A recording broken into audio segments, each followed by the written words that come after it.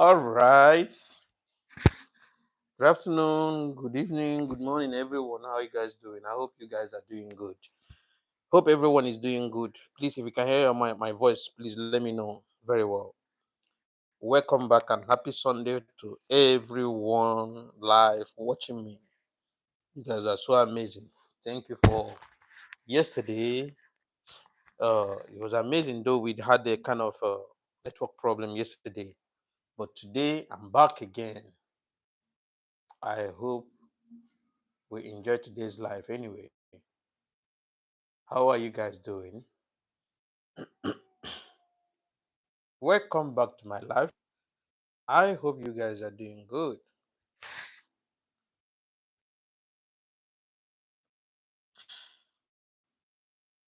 Thank you for always joining me here. Please, if you're joining us for the first time, please comment your name, where you're watching from. Let me give you a shout out. Subscribe to the channel if you're here for the first time, please. Thank you for joining me here. Thank you. God bless you. God bless you. God bless you. God bless you. God bless you guys.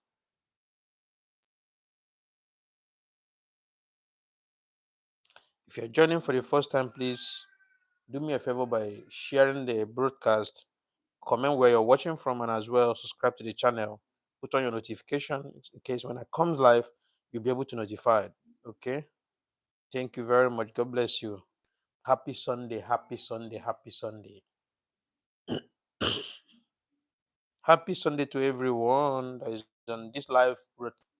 God bless you. God bless you today. God bless you tomorrow. And God bless you forever.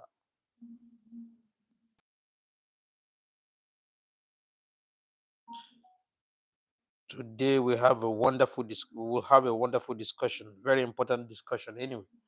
So if you're joining us for the first time, please subscribe to the channel. Subscribe to my channel, share the live broadcast, give me a thumbs up, and as well comment where you're watching from. God bless you.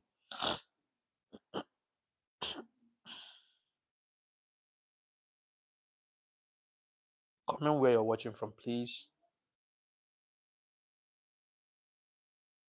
so I can give you a shout out. Thank you for joining us today.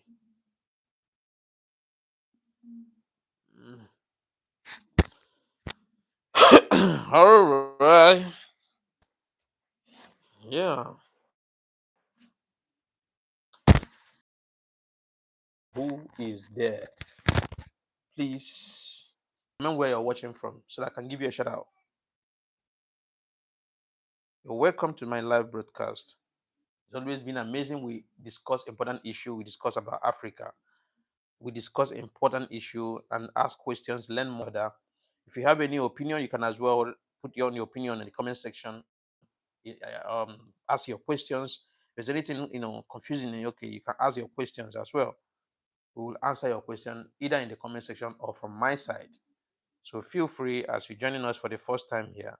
Subscribe to the channel, put on your notification as well, please. Give me thumbs up, comment where you're watching from. Thank you for joining me live. God bless you. God bless you. God bless you. Please, I want to see who and who is there. Do we have old new people here? Comment where you're watching from, please.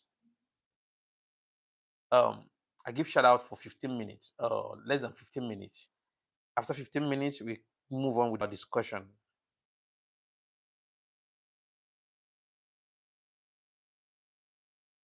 My amazing people, amazing people, amazing people. Who and who is there? Who and who is there, please? I've not seen anybody yet. I've not seen any comment yet. Please let the comment keep coming, please. Let me answer questions.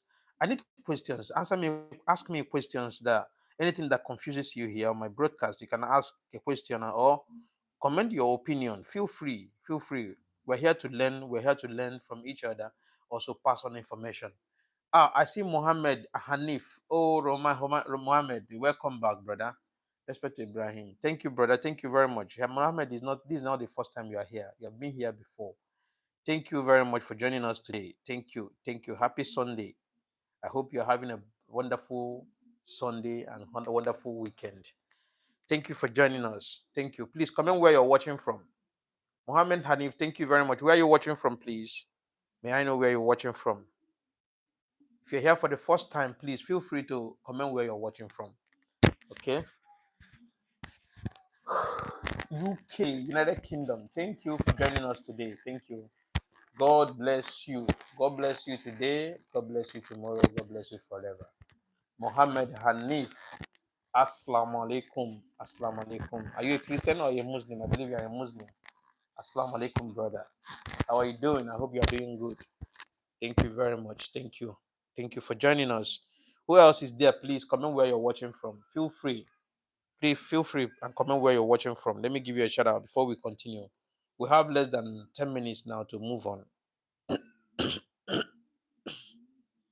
We have less than 10 minutes. Ooh. Please feel free, ask a question. Welcome. Thank you, brother. Thank you so much. Thank you for joining us. Thank you. Thank you. Thank you. Please give me a thumbs up, please. Give me thumbs up.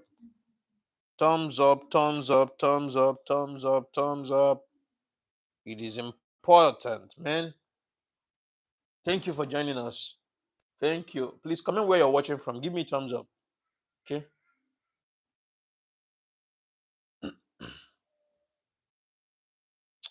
Do we have people from the Gambia? Do we have people from Nigeria? Do we have African brothers here? African brothers and sisters? Please, if we do, please let me know. Comment your name where you're watching from, please. I need more of Africans because my message today is going to be centered on Africa, most mainly for Africans. And we need wider audience because it's going to be very important message anyway. We need wider audience. That's why we have to share the broadcast. Share it on your WhatsApp, share on your WeChat, Instagram, everywhere, TikTok, Snapchat, Facebook, share so that we can have wider audience, please. It's important. So before I start passing on this message or this information, God bless you, God bless you, God bless you, God bless you. As you're joining us today, God bless you. I see Abdullah Jobate. Abdullah Jobate, this sounds like a Gambian. Abdullah Jobate, are you a Gambian? This sounds like a Gambian. Are you a Gambian, please? Hi, Abdullah Jobate, are you a Gambian? This sounds like my brother from Gambia.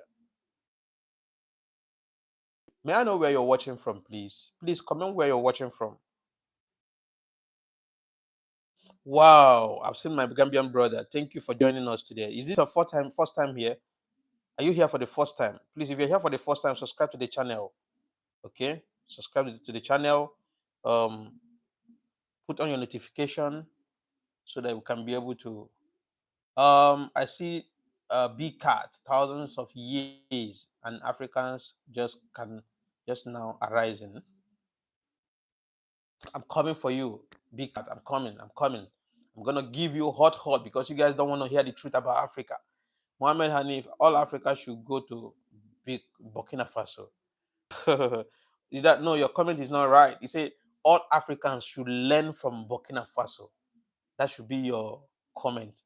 All Africans should learn from Burkina Faso. You're right. So if you're here for the first time, please subscribe to the channel. Give me thumbs up. Put on your notification and let me know where you're watching from. I see Abubakar Zaki Baiti. Sonjo Soldier. Yeah, Abubakar right, from Nigeria. That's my brother Nigerian from Nigeria. First timer. Thank you very much, brother. Comment where you're watching from, please. Oh, sorry, you've already commented. But if you're here for the first time, anybody that is here for the first time, comment where you're watching from. Thank you, brother, for Nigeria. This is my Hausa brother. Yayade, Nagaji. I don't understand Hausa at all, but I speak a little bit. So I hope you understand what I spoke there right now. I see Jenny in the 60s. The world was talking black power. Thank God I live to see it Jamaican. Oh, my Jamaican family. I see my Jamaican people. You guys are wonderful. Oh. Super. Jamaican people are super. I tell people most of the time. I tell people there is that connection between Africans and Jamaicans. People don't get to understand. There is that bond between Africans and Jamaicans. We have things in common. Africans and Jamaicans have things in common, like some of our culture, our behavior, music style, and all that. We have many things in common. I keep wondering, maybe it's sure these people are not our brothers, and are you sure they are not our families that was sold during the slave to Jamaica or thereabout or something like that. So I believe Africans and Jamaicans have things in common. That is the reason why during when Michael Langley, the former AFRICOM head, came to the house, to the Congress, and labeled Ibrahim Traore as a dictator. A lot of our African, a lot of our family, our friends, African, love of Africa, Jamaicans, were like protesting in Jamaica, and they lended their voice that made Thomas Langley to surrender and resign from his position. So I really commend our people from Jamaica. Thank you very much. God bless you guys. You guys are so super amazing, and I'm very, very excited. Thank you guys. Thank you so much. I see Aziz. Aziz is Sierra Leonean, lives in Holland. Thank you, brother from Holland. Thank you, my African brother. Thank you so much. Where in Holland are you living? Thank you very much. Thank you. Are you in Amsterdam? Are you in what is it called? I know sort of I know a lot of names in Holland anyway, the cities in Holland. Thank you for joining us today. Thank you. I need more of Africans, because my message today is penetrating to Africans. I want it to penetrate into your mind. My message I'm gonna pass today is to all African youth. And it's not gonna be something that anybody should take for granted.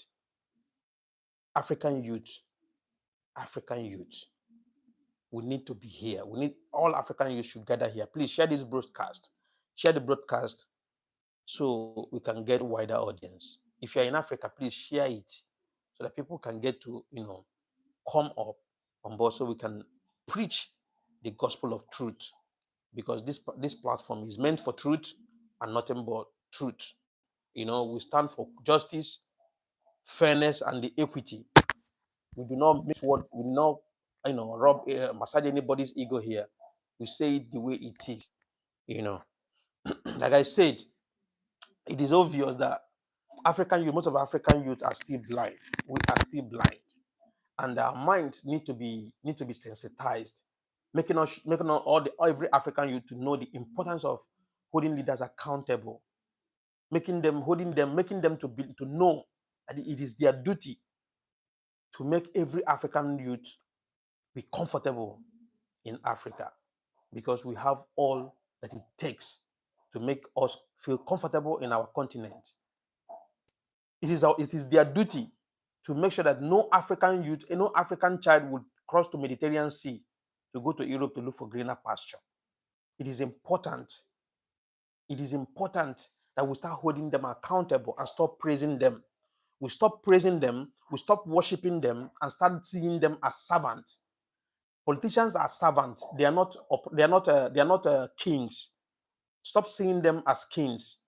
They were elected into office.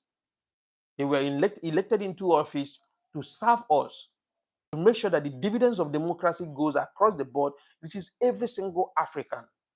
But when you start singing praises to them, start praising them, start worshiping them, start making them look so special and too special, they will think that yes, now they've arrived and it is their time to enjoy. And most of the time, I always tell people, I heard what is going on now in America. I heard that Donald Trump have already banned a lot of African countries like Sierra Leone, and Nigeria is about to enter the list. I believe Gambia too. I don't know if Gambia is among. Ghana is also among. Okay, and I'm super excited. I'm very, very happy for that development, because you know why? America has become a safe haven for African politicians. America has become a kind of safe haven for African politicians. When they come to Africa and play politics, embezzle our funds, take our money, they will go to America to go and buy houses. America is the next place they go, either America or Canada. They don't go to UK. Most of them don't go to UK. Where they run to is America. If you go to America now, if America make a law that every politician, be retired or present politician of Africa, from Africa, should go back to their country, you will see the kind of population of politicians, criminals that will return back from America. So I'm very, very happy for that development.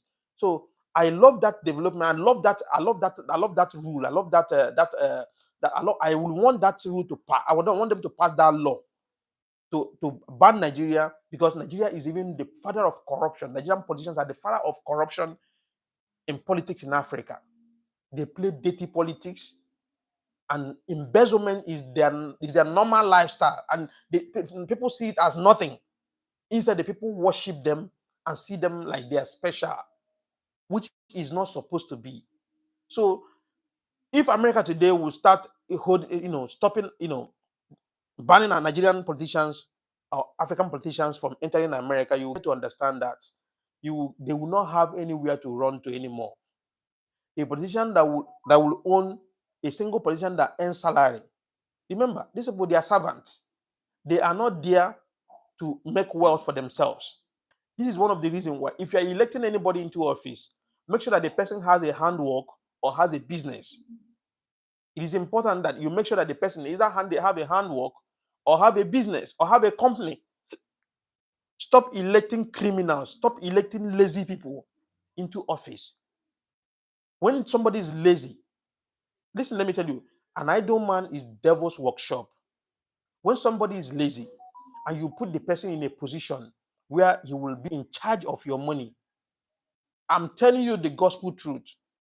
Lazy people always think that everything should come easily. The first thing that goes to their mind is any money that comes to them for allocation or for development, that money will go straight to their pocket, straight to their account for their own personal development, not to the people's development, not to their own constituencies. So they embezzle our money. When they embezzle the money, they will run to America. When they run to America, the first thing they will do is to buy houses and build hotels. You know very well that hotel is African politicians' lucrative business. That's the only thing they know how to do. African politicians don't know how to do business. They don't know how to do establishment like manufacturing establishments. What they know is how to build hotels. African politicians, that's their regular businesses they do with our looted funds. That's what they do with our looted funds. So they will go to America, buy a house in America, build hotels in America, or buy hotels in America, come back to Africa and pick their children, their relatives, their extended relatives, and pack all of them to America.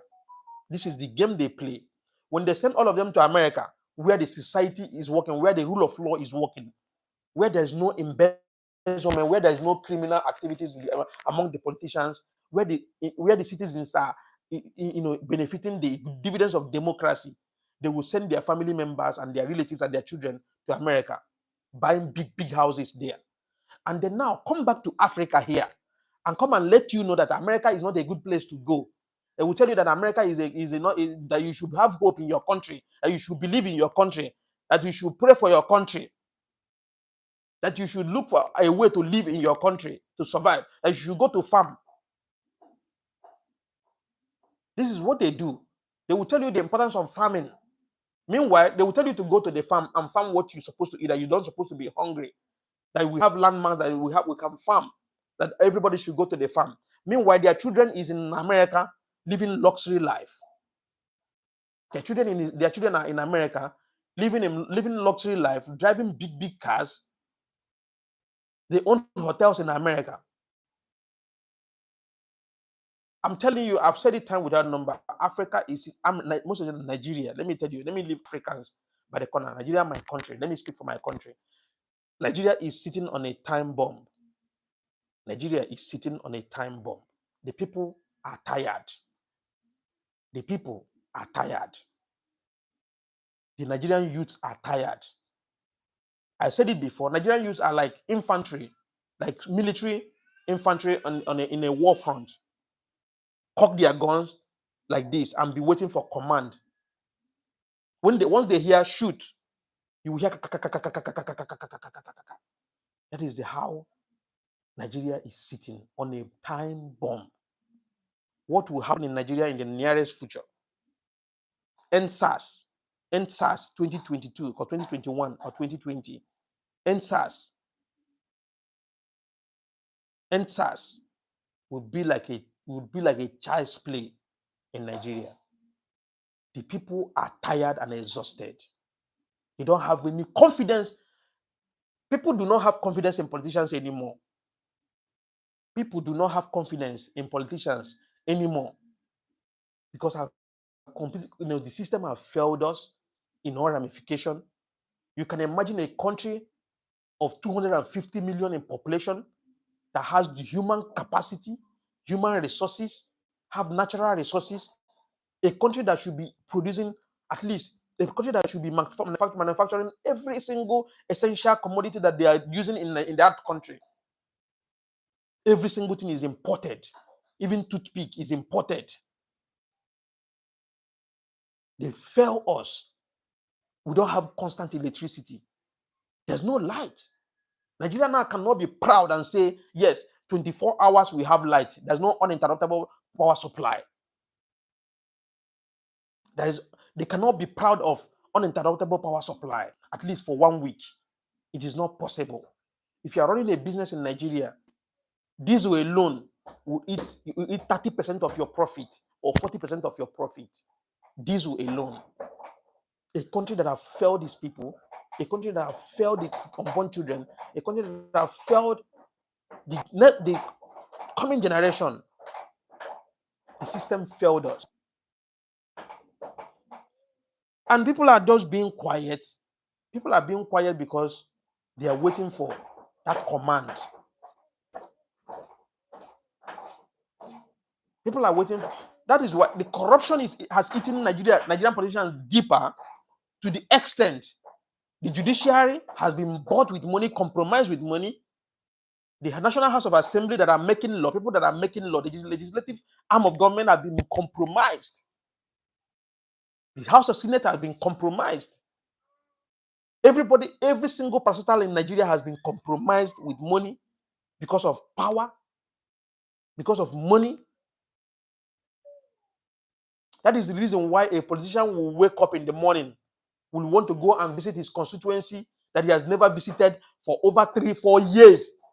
Immediately, these people, let me tell you what these people do.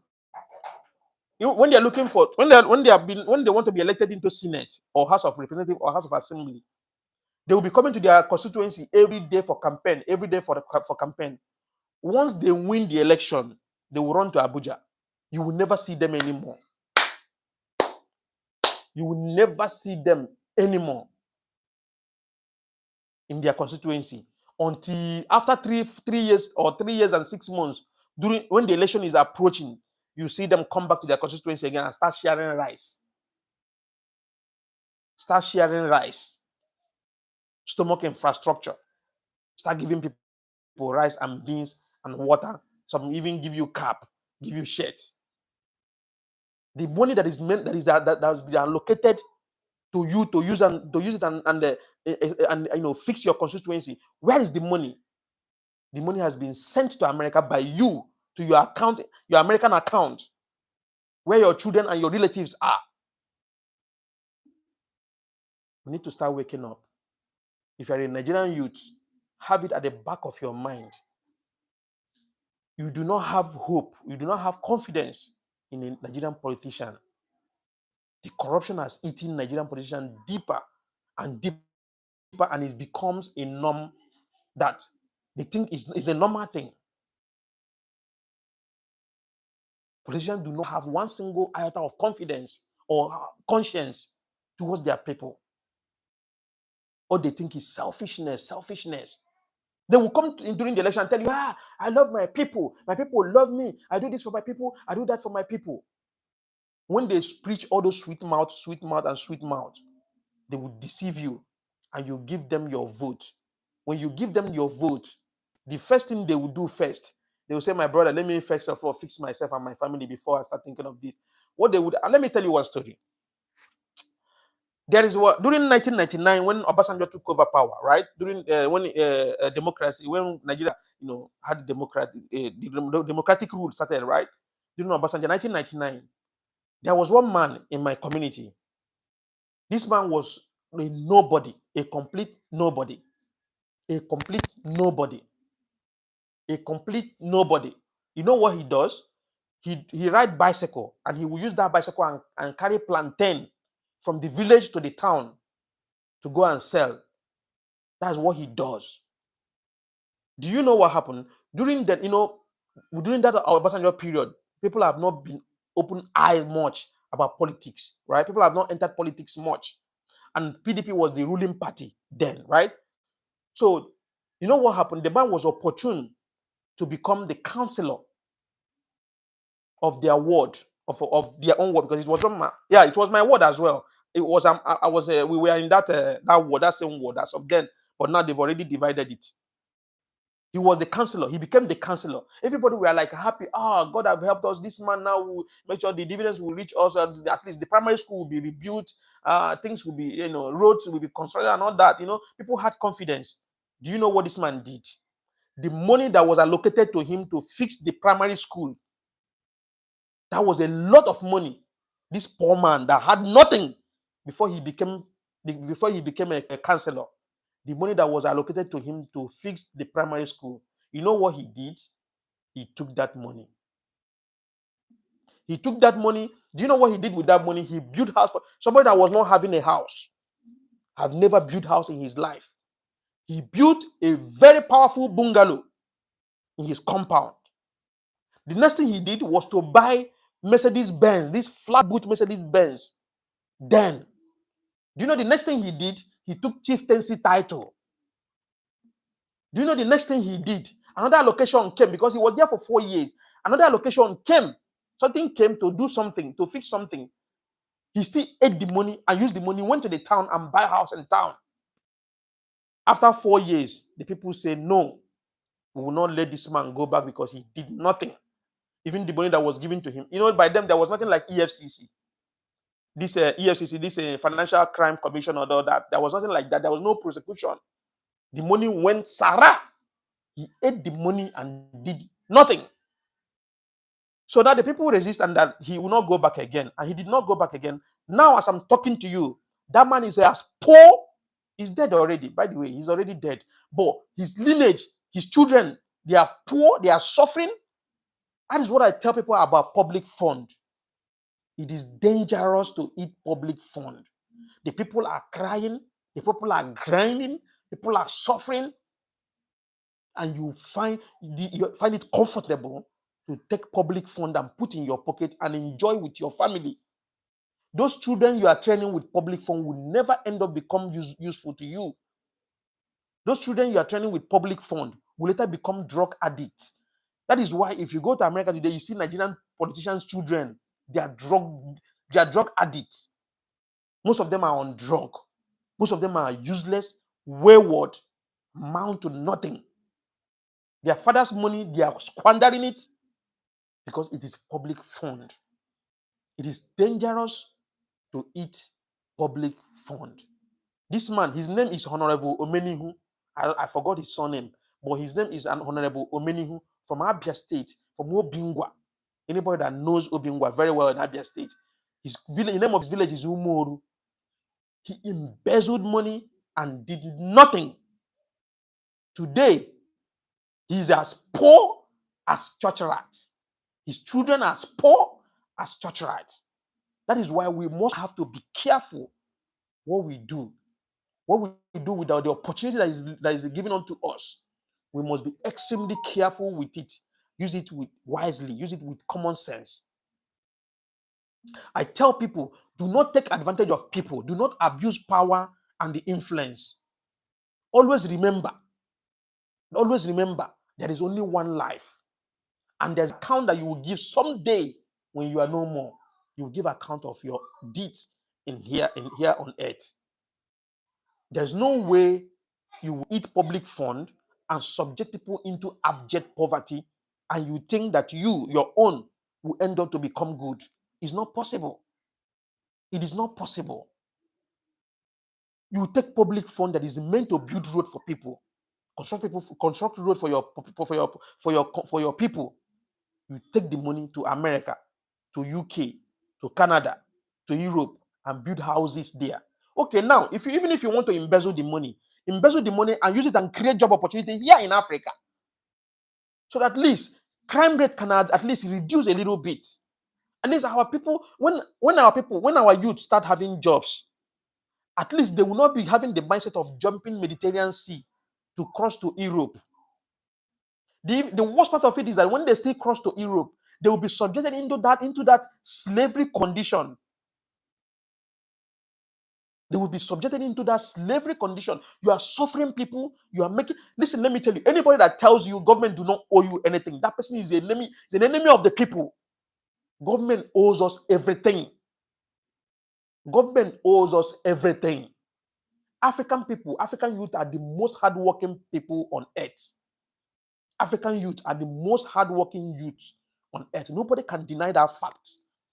African youth are the most intelligent youth on earth. Sometimes they say, if you go to America, if you go to white people can develop this, can develop that. Have you given a black man such opportunity and see if they cannot develop such things? I've given instance of one young boy. They call him B-Lord, Linus Williams. He's a young boy of 27 years old. He is not into fraud. He's not into any criminal activity. He doesn't sell drugs. Do you know what he do? He's into fintech. He is into fintech, from selling Bitcoin to developing apps. From selling Bitcoin into developing apps. Today, as I'm talking to you, this young boy of 27 years old he's worth over, he's worth over 10 billion naira as we speak. Bilod worth over 10 billion naira. He owns houses in Nigeria, more than 50 houses in Nigeria. A young boy of 27 years. African youths are too intelligent. They are too smart. They are extremely smart. Just that the opportunity has not been given to them to utilize and develop their talents. The government have hold our youth ransom, subject them into abject poverty.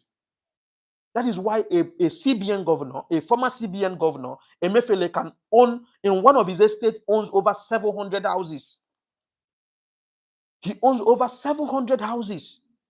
How many houses will this guy live in a day, in all his life? 700 houses, over 700 houses in one estate. This is not among other estates he's having or other properties he's having. The ones all over, the ones across Nigeria, and the ones in diaspora. Single person, a civil servant that earns salary. How much was his salary? How was he being able to acquire such amount of property? A civil servant owns over 700 houses in Nigeria. And people think it is funny. People think it is funny. The politicians are the enemy of the people. Until the day we start holding them accountable for the misappropriation of our resources, for the day we start holding them accountable, then our problem will not stop. I feel very bad. I feel super aggressive. I'm very, very, very angry.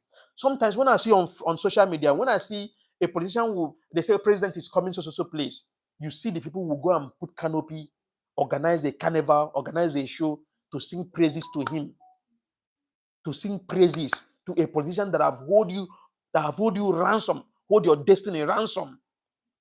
I'm a victim of bad leadership in Nigeria. I'm a victim of bad leadership in Nigeria. Let me tell you my story. A lot of people don't know my story. 2010, I was in Lagos. As of 2008, I was in Aba with my, doing some kind of media job in the hotel, working in the hotel. So I decided to move to Lagos, 2009. I moved to Lagos 2009. I was in Lagos. I was doing security job, working and all that, until I decided, I said, what am I doing in Nigeria anyway? What am I going to do? I have no other choice. Let me just enter road and go through back way, maybe go to Libya and go to Europe. So I had to enter that journey. 2009, I crossed. I got up to Niger Republic, Agadez. On my way to Tripoli, my money finished, and there's no other way. I struggle inside the desert. I had no other choice. I see people coming back from Tripoli to Agadez. I jumped the truck after spending like 1 week or 1 week plus inside the desert. I had to jump the hills, come back to Agadez. There was no money with me. I struggled and begged people until I had at least some money from some Nigerians in Agadez. I entered money and come back to Kano. 2011, I left Nigeria without knowing where I was heading to. 2011, I just left Nigeria with map. I bought a map with the little money I have in my pocket. I said, let me just go because I'm not doing nothing here. There's no good job you can find. It's not what am I doing? And there's no life. So let me just go and find a life somewhere else. So my target was going to Cape Verde. So on my way, I got up to Benin Republic. So I met some people. They said they are coming to Senegal. So I joined them. This is how I got to Gambia, 2011. 2011, I got to Gambia. I was struggling and suffering, sleeping on the street, and until I got my menial job that I was doing in one restaurant. From there, that's how I got somebody that gave me a connection of doing timber business. The person put me across, and I started the business. That's how I started my life. That is how I started my life. I left Nigeria with nothing. I left Nigeria with plastic bag. Today, I'm the joy of my family because I left I don't know, let me not just use that word for my country, but I left a horrible condition in Nigeria. Nigeria blesses people, but what you need is an opportunity. How can you find opportunity when the opportunity is not given to you? A lot of youth are wasting. Do you think the youth that are stealing today they derive joy from stealing or shooting gun or doing kidnapping? It's because they don't find opportunity. When you don't see opportunity, you have to do whatever your hand reaches you. Nigerian youths are super. Listen, let me tell you something. I had a contract as of 2022 of $500,000. $500,000.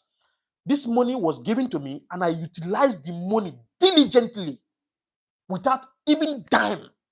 Left that money. Without even dime. Left that money. We have trustworthy people in Nigeria. We have amazing youth in Nigeria.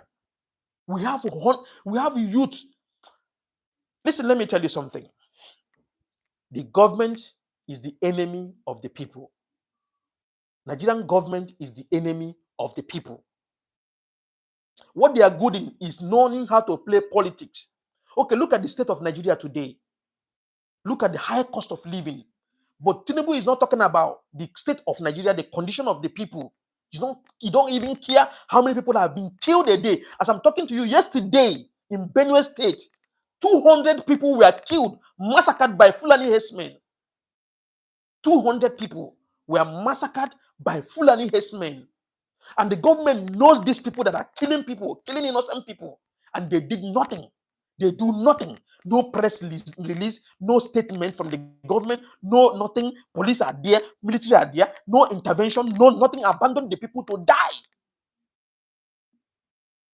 Abandon the people to die. But what Tinubu is doing is buying buses, printing election that is coming 2027. He's just barely finished half of his tenure, 2 years. He started campaigning already for 2027. And mind you, it is Nigerians that are still campaigning for him. It is Nigerians that are still campaigning for these criminals in power. People that have held Nigeria ransom.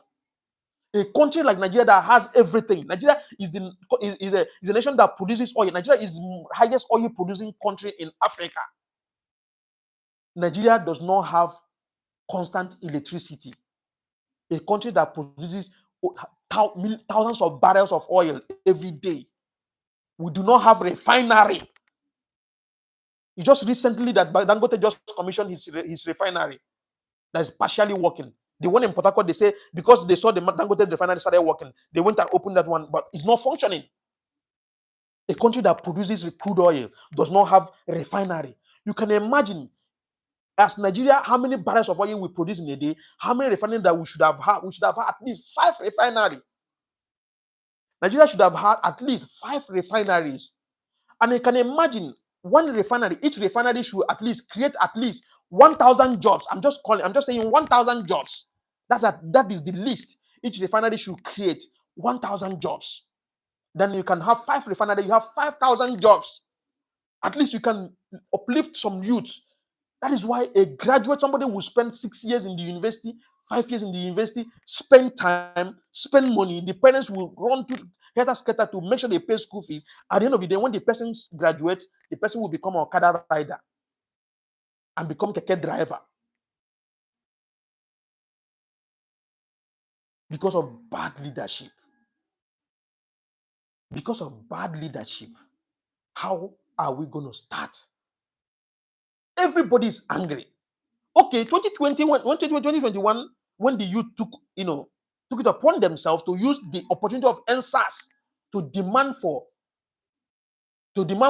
dividends of their dividends of democracy, to demand for good leadership, they were massacred in number in Lekki Toll Gate, massacred in number, and nothing happened till today. Is there any hope in Africa? Look at what is happening in Uganda. Museveni have subjected the people of Uganda into abject poverty for 40 years. One man hold the whole people for 40 years ransom. He has been in power for over 40 years. Museveni. Any opposition that comes up in Uganda will be killed or jailed or be beaten mercilessly in Uganda. And nothing is being done. They say they have African Union. What is the function of African Union? To become puppets to the West, to the Western authority. What is the function of ECOWAS? I want to know. What is the function of ECOWAS? If you come to disunity, ECOWAS is the most disunited region that you can think of in Africa. Very disunited. Me as a Nigerian, with a Nigerian passport holder, I cannot travel to Mali. If I travel and enter Mali border in, it is happening since 2011, and it is happening till now as I'm speaking to you. Once you get to the border with Nigerian passport, you will have to pay 10,000 CFA to be able to get a stamp to enter Mali. Mali as poor, Mali destabilized. How will I even compare Mali to Nigeria? Giant of Africa. Nigerians will be subjected to pay 10,000 CFA because they can be able to enter Mali for transit. When you are on transit, not that you are going to stay in Mali, you are on transit. When you get to Mali border out, you will still be subjected to pay 10,000 CFA. That means you will have to pay 20,000 CFA. 10,000 CFA in, 10,000 CFA out. In Mali, I'm a pure eyewitness. Nobody can deny that fact. And it is happening as I speak now. If you doubt what I'm saying, take your passport if you're as a Nigerian, go to Mali border and see if you can. If you will not pay 10,000 before you be allowed to cross to enter Mali. I experienced it 2011. The same thing in Senegal. As a Nigerian passport holder, even for me, when I'm leaving here going to Dakar, I'm the live border, I will have to pay 5,000 CFA. It happened to me several times, even last year. It happened. Other countries will pay 1,000 CFA. Every African country will pay more in Mali border, 1,000 CFA. Every African country in Senegal border will pay 1,000 CFA. But Nigerian passport holders will pay 5,000 CFA in Senegal border, 5,000 CFA in Senegal border, and 10,000 CFA in Mali border. Is this not discrimination? Is this not discrimination? Eh? And you want how are we going to start? And we have been complaining this. We have reported this case to the embassy. The worst part is that Nigerian embassies everywhere in the world is the most useless embassy that you can think of. They only come to come and enjoy. They are not doing no job. Monday, tomorrow is Monday. There's Nigerian embassy here in the Gambia. Tomorrow is Monday. Monday morning by 12 o'clock, go to Nigerian immigration, Nigerian embassy at Bakau. At Kanefing. By 12 o'clock, you will not meet the consulate there. They have not come to work. He may not even come to work. I mean, tomorrow that is Monday, everybody goes to the office. You may not meet them in the office. If you are meeting them in the office once or twice in a week, and maybe in the evening or afternoon, they come when they want to come, because in their house they have everything. They have swimming pool. My office I'm sharing border in my office and the Nigerian ambassador resident until they move to another location, to K Point. They have swimming pool. They live like president, the ambassador and the consulate. So what are we talking about? Corruption have eaten Africa deep, as big as Nigeria, with this amount of natural resources that we have. Nigeria cannot be boast of constant electricity. Constant electricity. Go to our government schools. Government schools are nothing to write home about. You are not even mad to put your child in government school in Nigeria. What is he going to learn in government school? You talk about hospitals, government hospitals. Government hospitals are nothing to write home about. No paracetamol. You cannot find paracetamol in government hospitals in Nigeria. In government hospitals, nothing to write home about. We lack quality education in Nigeria. We lack quality medical facilities, medical facilities. None. There's no good access routes. And people feel so comfortable in such situation and found it difficult to speak up because you don't want to die. If you do not die today, your children will pay for your children. See, let me tell you, most of the time, I will say my father was a coward. I will say my parents were cowards because they failed to do what they're supposed to do. Yes, you don't want to die. You don't want to die. At the end of the day, you die. My father is dead. You don't want to die. You don't want to speak up and they kill you. There's one thing I always love about Fela Anikulapo Kuti. Fela said, when Fela was alive, he said when he's speaking up for the truth for his people, saying the truth, government will come beat him, arrest him, beat his family, do this, burn his house, and do that. Some of his friends will come and tell him, "Hey, Fela, stop now, stop talking now. We want you to leave. We don't want these people to kill you." Fela will get upset and he will look at them and say, "So you want me to stop saying the truth?" They tell him yes. He say, "Go and tell them they never hear anything. They go hear pansa pansa. Pansa pansa means they will hear more. They will hear more. If I have the platform, if I have what it takes, I swear to God.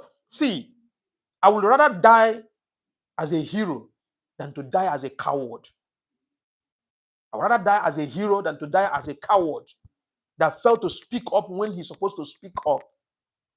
With a little platform, I don't have bigger platform. I have my little platform, but I will use my little platform to speak up for my children, so that tomorrow my children will come back to this channel and see, my father, when my father was alive, when my father was young, yeah, he spoke up. At least I did. I can't do one man squad match. I cannot be carrying placard only me and be standing on the street and be shouting. I have over 200 people watching me live.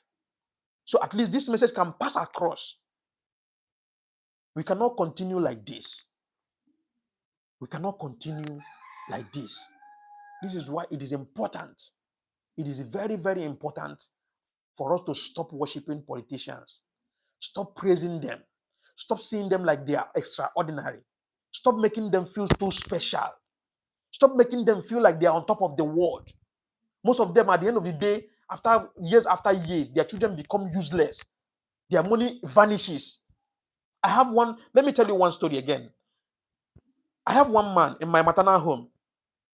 His name is Michael. That is an old man. He's dead for a long time.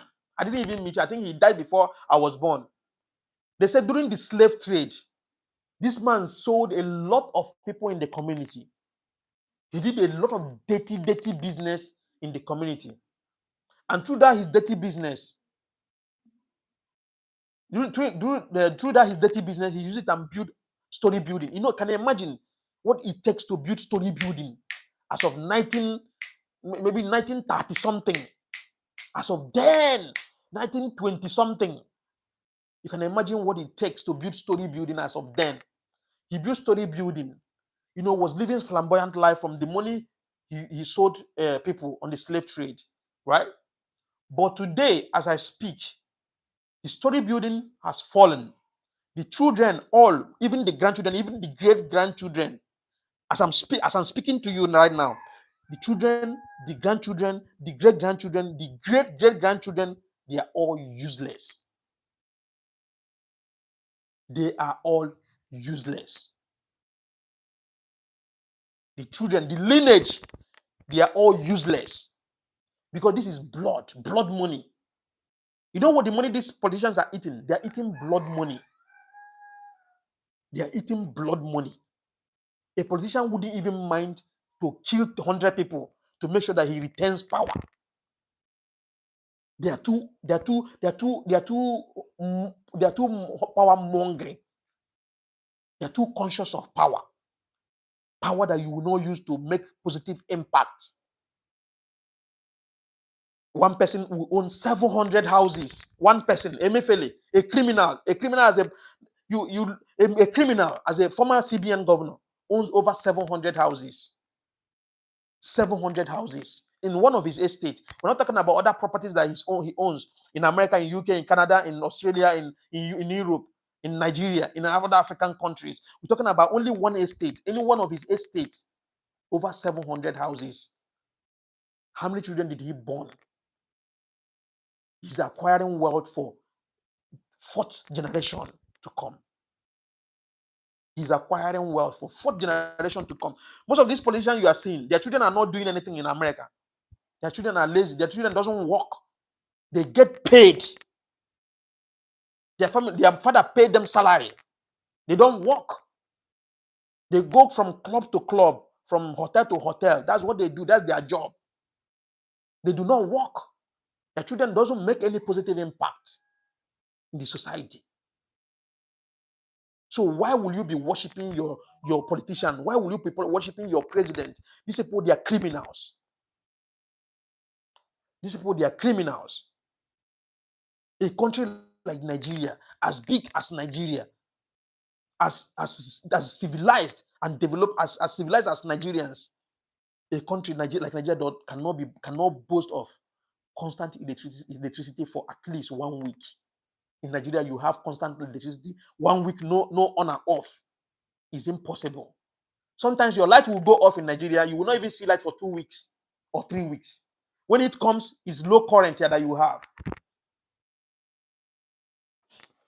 And people find it like, people are scared to talk. If we do not talk, who will speak for our children? Who will speak for our great-grandchildren? This is the only time we have to speak, and we will speak. I don't care. Let me go to the comment section. Please, if you have a question, please throw in your question. Please. I see country that could be blessing is now a burden on the entire continent. I swear to God, brother. Uden Slater, preach, brother. Thank you. Osman, my brother said, Osman Alpha Mansere, he said, yes, bro, no confidence towards them, but we pray that God will take control over us. Also, we are waiting for strength from Lord. Amen. Francis Binder said, imagine an industrial Nigerian producing just 15% of what the region needs. Electricity, no day. Electricity, no day. Jen, hello. Jen, where are you watching from? Please comment where you're watching from. Let me read a little bit from the comment section before I start again. Okay, it says Africa, all Africans, black people. Unite, God is with us. Genesis Chicago 2025 say, you are smart people. I work with them at Amazon. They are my friends. Thank you very much. Thank you. In the country, over 259 population, self-dependency or reliance, it is over. Thank you. I don't think I'll be able to read all of this. Um, Lily, oh God, God bless you. Thank you very much. Thank you very much. Shall be well on my brother. Thank you so much. Over 100 million people have get poverty. Well, like as you can see, like I said, you know, these people they goes with poverty as a weapon. African politicians they use poverty as a weapon. This is exactly what is happening in the northern part of Nigeria. Sometimes people think not northerners, they're acting this from their own, that they're doing it on their own. The reason why northerners are acting like way they are acting today is because they've used poverty as a weapon against them. Do you understand? That's why when they come, they will share rice to these poor people, these poor Amajiri people, and then make them to be acting funny during the election. Use them to secure vote for themselves. Thank you very much, Kenneth. Thank you very much. God bless you. So we cannot continue like this. We have to speak up. It is high time every African youth start waking up. It's not just only sitting on the fence. I sent my sister, my immediate elder sister. She saw my broadcast one day, and she was like scared, and she said, please don't talk about these government people. Don't talk about this. I don't want anything happen to you. You are my only brother. I don't want anything happen to you. I told her, my sister, you say, if I do not talk now, who else will talk? This is my opportunity, and I have to use my opportunity. I want my children to be proud of me tomorrow and say, hey, my dad used to use his platform to speak up. At least I'm not a coward. I'm very happy that I'm not a coward. Anybody that knows me very well, that is closer to me, knows very well that I'm not a coward. If you are wrong, I will tell you that you are wrong. Straight to your face. If you're not doing it right, I will tell you you're not doing it right. Try to get it right. This is not for money. How much am I going to be making? Who is going to pay me anyway? I love this is my passion. I'm looking for that opportunity, that little platform for me to use to speak up for my generation. For my generation. It is very sad. Look at what's happening in Burkina Faso today. Just look at Burkina Faso. Burkina Faso has become talk of the town. What is happening in Burkina Faso is a big message to every African youth. Ibrahim Traore is opening eyes of every African youth to understand that we have all it takes to make Africa great. That is why they are running helter-skelter. They are angry, they are scared, they are worried that people will get to understand that they are exploiting our resources. They are scared because Ibrahim Traore has started opening every single person eye. This is what they did to Idi Amin of Uganda. Idi Amin was never a bad leader. Idi Amin was never a bad leader. I watched a video clip yesterday night of Idi Amin when I think one of the Western judges were asking him questions, and Idi Amin told him that these Westerners took responsibility of their 90% of their resources, and he said no, it will not happen. Let them go back to their country. That he want to take possession of his country resources and manage by himself. This is one of the reasons why they use propaganda. Went to the media houses, so much journalists, African betrayers. See, let me tell you, most of our problem are we, the Africans. We have betrayed ourselves because of peanuts.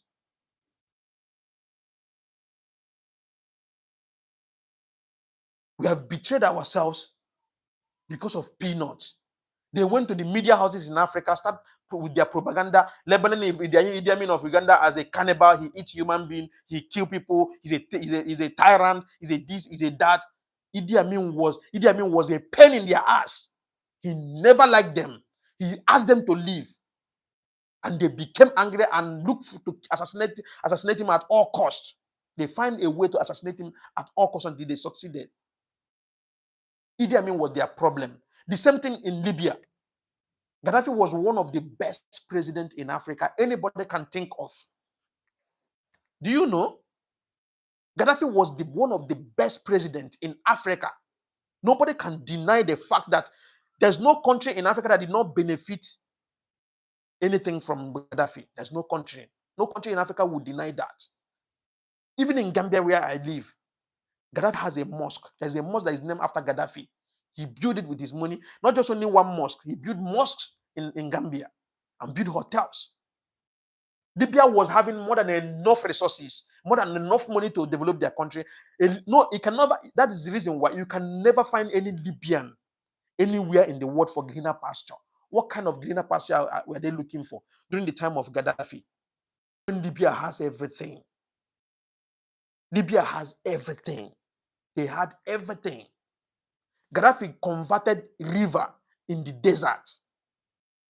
Gaddafi converted farm, rice farm in the desert. A leader that is intentional. A leader that wants the best for his people. A leader that has his people at heart. A leader that wants the dividends of democracy to go across the board. Every single person in his country will benefit. Libya had 24 hours electricity. There's no day. Libya, during the time of Gaddafi, Libya had 24 hours electricity. If you're a pregnant woman, if you're a Libyan and you put the bed as a woman, you have $1,000. You can imagine $1,000 of then. You have free $1,000 and medical bills free in Libya. So, let me ask you a question. What made him a tyrant? What made Gaddafi a tyrant? Do you know the meaning of a tyrant? I'm coming. Let me read what is a tyrant. What is the meaning? Let me read the meaning of a tyrant to you. We have been maligned. We have been destabilized by the West. We have been brainwashed. Most of our people have been brainwashed. That's why an African child, an African man, will get a visa to go to Europe or America or UK. When they get there, they will start behaving like the West and start calling Africa a poor country. Yesterday, I was on live broadcast. I was saying Africa is one of the richest continents. Africa is the richest continent on earth. And one lady was telling me, stop saying that because you are living comfortable does not mean others are living comfortable, others are hungry. I tell him, because you are there, they put the picture on you and you think that you are in heaven. Africa is one of the best continents on earth. Set aside our bad leaders. Do you know that Africa is one of the best continents on earth? Super blessed. We have resources that we require. Any kind of resources, we have it in Africa. Africa is blessed. We have a beautiful landmass, beautiful landscape, beautiful weather, beautiful skin, thick black skin, thick black skin. We don't experience anything natural disaster. There's no tornado in Africa. There's no tsunami in Africa. There's no volcano in Africa. There's no whatsoever. There's no earthquake in Africa. We have everything. Just what we lack is good leadership. Do you think UAE, United Arab Emirates, Dubai is richer than Africa? Is richer than Nigeria? Dubai? Do you think Dubai is richer than Nigeria? Is a lie. Anybody that tells you that Dubai is richer than Nigeria, that person is deceiving you. Is a liar. The same oil they have in Dubai, the same oil we have in Nigeria. So we have the capacity to develop Nigeria, make Nigeria great. And they are labeling our leaders that are intentional. They label Gaddafi as a dictator, label Idi Amin as a dictator, label Ibrahim Traore as a dictator, label Kwame Nkrumah as a dictator. Let me read the meaning of a dictator to you.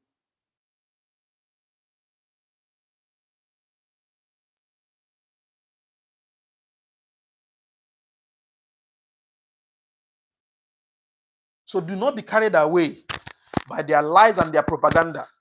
They've now taken to the media houses, pay some cheap journalists to start doing their propaganda against Ibrahim Traore, labeling him a dictator, that he's a dictator, Burkina Faso people are suffering, Burkina Faso people are doing this. Listen, most of our people have gone to Burkina Faso. They've confirmed that whatever you see on social media, it is true. The young man is intentional and is working. Burkina Faso, as we speak now, is like a project site. This young man promised his people 5,000 kilometers of road every year. Meanwhile, France was there for 20-something years. exploiting their resources. Burkina Faso cannot boast of 3,000-kilometer paved road for 20-something years of France in Burkina Faso. So what kind of help were they giving to Burkina Faso? They were making mad, they're giving help to Burkina Faso. They were in Burkina Faso and terrorists were terrorizing the northern part of Burkina Faso. They did nothing. So let's call a spade and leave all these lies and fallacies. All they are doing is propaganda. We know. Let me tell you the meaning of a dictator. Listen. A dictator is a ruler who has absolute power and authority over a country. Typically one who has taken control by force or manipulation and rules without the consent of the people. Dictators usually do not allow political opposition, resist freedom of speech and press, and often use military power or propaganda to maintain control. Now, listen, key characters of dictators. He say rules alone with total authority. Rules alone with total authority. They rule alone with total authority. No democratic election or only fake ones. Suppresses opposition and dissent. Controls the media. Often uses military or secret police to enforce power. Now, listen, let me tell you. You see, this is ChatGPT. I searched this on ChatGPT. Now, see what ChatGPT said. Let me tell you something. These are the propaganda. This app is developed by these people. And they've been manipulated, compromised. Now, let me show you something. Now, it's an example from the history. Adolf Hitler of Germany, Saddam Hussein of Iraq, Benito Mussolini of Italy, and Idi Amin of Uganda. Listen, let me tell you something. I don't want to talk about Adolf Hitler because they are not Africans. I don't know anything about them. I don't know their history. It's not my business. Okay? Because I know that the West, when you are not dancing to their tone, you become a dictator. So I'm not talking about Adolf Hitler. I'm not talking about Saddam Hussein. When you are not dancing to their tone, you become a dictator. I'm not talking about this Italian man. No. Idi Amin. I'm going to be speaking about Idi Amin. All these things they listed here about dictator. Let me ask you a question. Have you ever, in any form, in any time, hear any news? Because I know that the bad news goes faster. Hear any news about Ibrahim Traore that, with this kind of lies? He has never, for 2 years now, Ibrahim Traore is in power. He has never used force on his people. Let me tell you something. Wademaya is a YouTuber. He's an African YouTuber that is a Ghanaian African YouTuber that goes across all African countries. In fact, all over the world. Wademaya went to Burkina Faso last 3 weeks ago or 1 month ago. He went to Burkina Faso to make a research and to make sure that he wanted to go and confirm what he sees on social media if it is true. Because most of the thing they were seeing on social media, they were saying is AI generated pictures and lies. That is not true. That Burkina Faso people are suffering. Wademaya went to Burkina Faso. He confirmed it by himself and he made a video by himself. And he said that Burkina people, they are very, very happy. They are very, very happy for the leadership of Ibrahim Traore. He said, and that was at night. He went to them at night, and he met some group of young people sitting every junction in Ouagadougou. So he stopped and be asking them, please, why are you guys here? It's late night. Why are you guys sitting here? And they told him that they are here to defend their president. That they used to sit here every night so that if anything happened, they would defend their president. Is this the people that are subjected into tyranny, into dictatorship? Listen, let me tell you, when the righteous is in power, the people rejoice.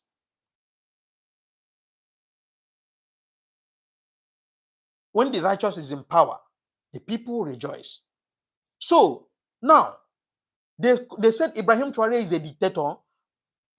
Michael Langley, the AFRICOM whatever leader, went to the Congress and said that Ibrahim Traore is a leader that he have held Burkina people ransom with their resources and be using the resources of Burkina people to enrich himself.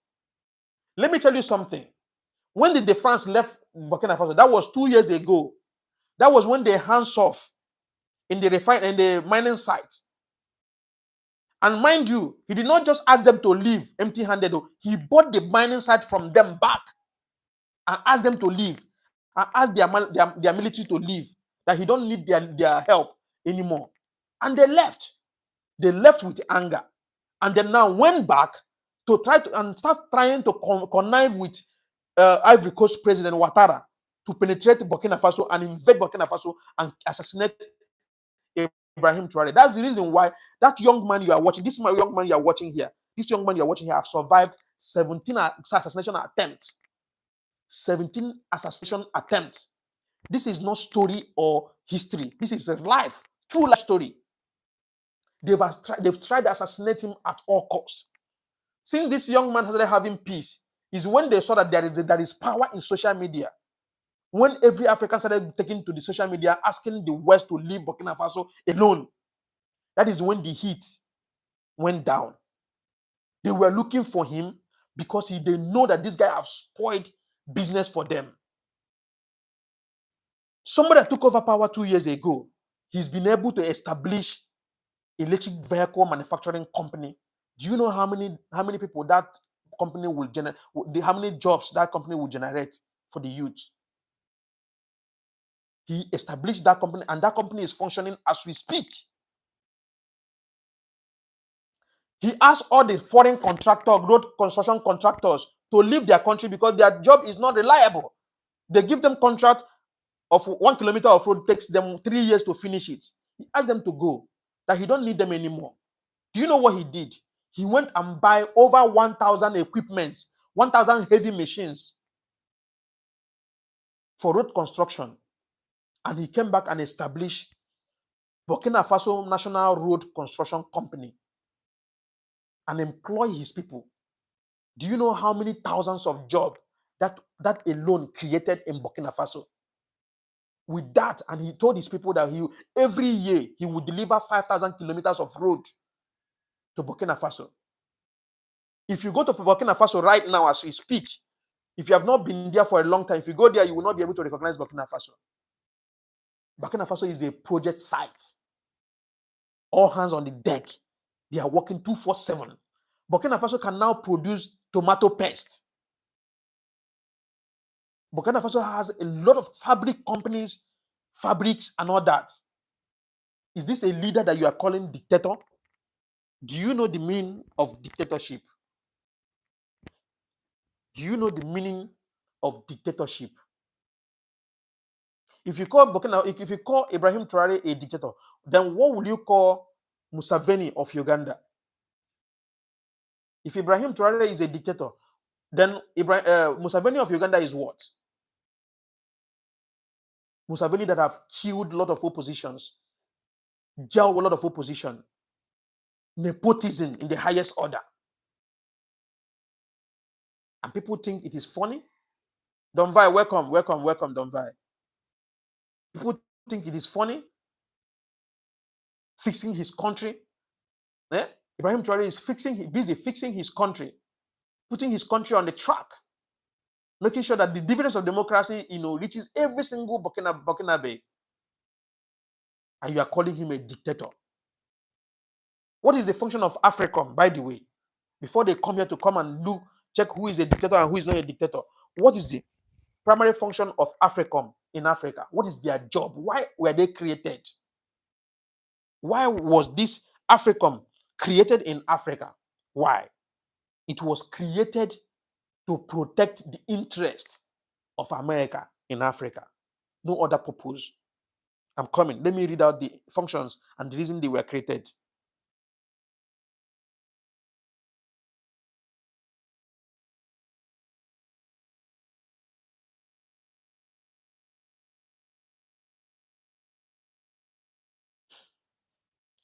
It says, now let me read it out. It said, AFRICOM in bracket, it said United States Africa Command, that's AFRICOM, is one of the 11 unified combatant command of the United States of America, the American Department of Defense. Its main function to oversee U.S. military operation and relationship in Africa, excluding Egypt. Egypt is not among, but every other African country, AFRICOM is present there. He said the key function of AFRICOM is strengthening security partnership. AFRICOM works with African national and regional organizations like the African Union to train and equip security forces, conduct joint military exercise, share intelligence and military. All fallacy, all lies, scam, big scam, biggest scam ever. Biggest scam ever. You are here to strengthen African whatsoever. But what is happening to Boko Haram? What is happening with the Boko Haram? Who is the main sponsors of Boko Haram? Who is the main sponsors of ISWAP? Who is the main sponsors of ISIS affiliate in Africa? Those terrorists across the Sahel states. Who are the sponsor? Who owns that helicopter that drops ammunition for them, drop food items for them in the bush? Who owns that helicopter? Do you think these Fulani herdsmen, these illiterates, can be able to acquire a helicopter? And you are telling us, yeah, I mean, see, there are critical thinkers in Africa. We have critical thinkers, and I'm one of them. It's not everything I see that I believe. You have to give me a strong conviction for me to believe you. Number two, he said counter-terrorism operation. AFRICOM helps African countries fight terrorist group like Boko Haram, Al-Shabaab, ISIS affiliates in Sahel region. You're fighting terrorists. Okay, now let me ask you, how many times have you heard that AFRICOM, in fact, the American soldiers came here to come and support Nigeria to fight Boko Haram? How many times have you heard? Have you ever heard them? Do you think America does not have the capacity to level Boko Haram within a short period of 1 week? Do you think America does not have the capacity to level Boko Haram that does not even have bunker, that does not have shelter, that does not have any bomb shelter, or does not have, that lives in the bush? Bush, you can use a drum, only a drum, to know where they know, to know like their location, and drop missiles, drop bombs on them and finish them. Do you think America does not have the capacity to end Boko Haram within just period of 1 week? America has the capacity. But why would they not, since they are here to support Africa, to fight terrorism, why would they not level Boko Haram? Because Boko Haram is acting in their favor. Boko Haram is acting in their favor. Okay. Number three, you say humanitarian assistance and disaster response. We do not have disaster in Africa. It's them that has disaster. America has more disaster than Africa. We do not have disaster in Africa. What we have here is rainfall. We do not have tsunami. We do not have tornado. We do not have earthquake. We do not have volcano. So what disaster? They have disaster in their country. We do not have it here.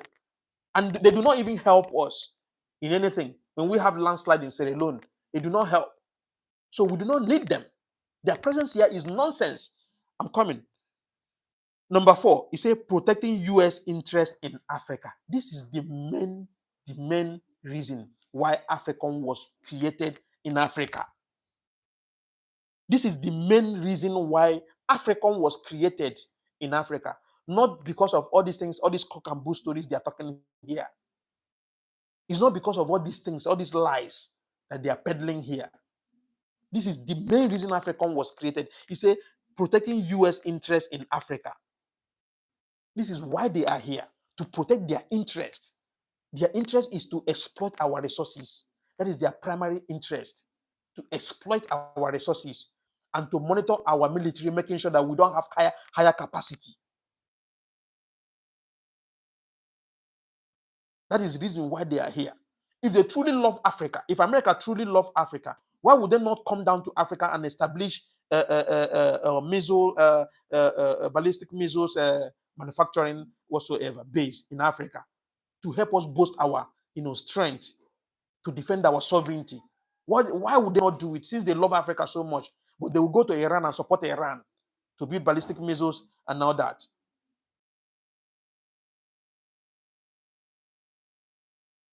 I feel very bad until we Africans, until the day we start waking up and start realizing that we have everything to fix Africa, we will not start getting it right. because our parents failed us. We're now following the footstep of our friends, of our parents. Okay, let me read from this, my brother here. Francis Binder. Thank you very much for always joining here. Thank you very much. Number 3 said, identify the problem as regional and continental more than just national. Exactly. Break the cycle by viewing leaders' actions as individuals, not institutions. Exactly, institutional. Exactly. Exactly. Exactly. We Africans, we failed ourselves. We have seen them like they are demigods. We have seen them like superior. Listen, let me tell you, nobody is more human than anybody. We are all human. We are all human. I always tell people, listen, nobody is higher, no human being is higher than we are just all of us are all animals. Nobody has higher capacity of being a human being. We're all humans. The same life we have, the same life everybody have, white, black, and whatsoever. The only thing is that they are opportune to have good leadership that gave them good system. That's the only thing they are opportune. But when it comes to everybody is important, let us stop worshiping them. Let us stop worshiping them.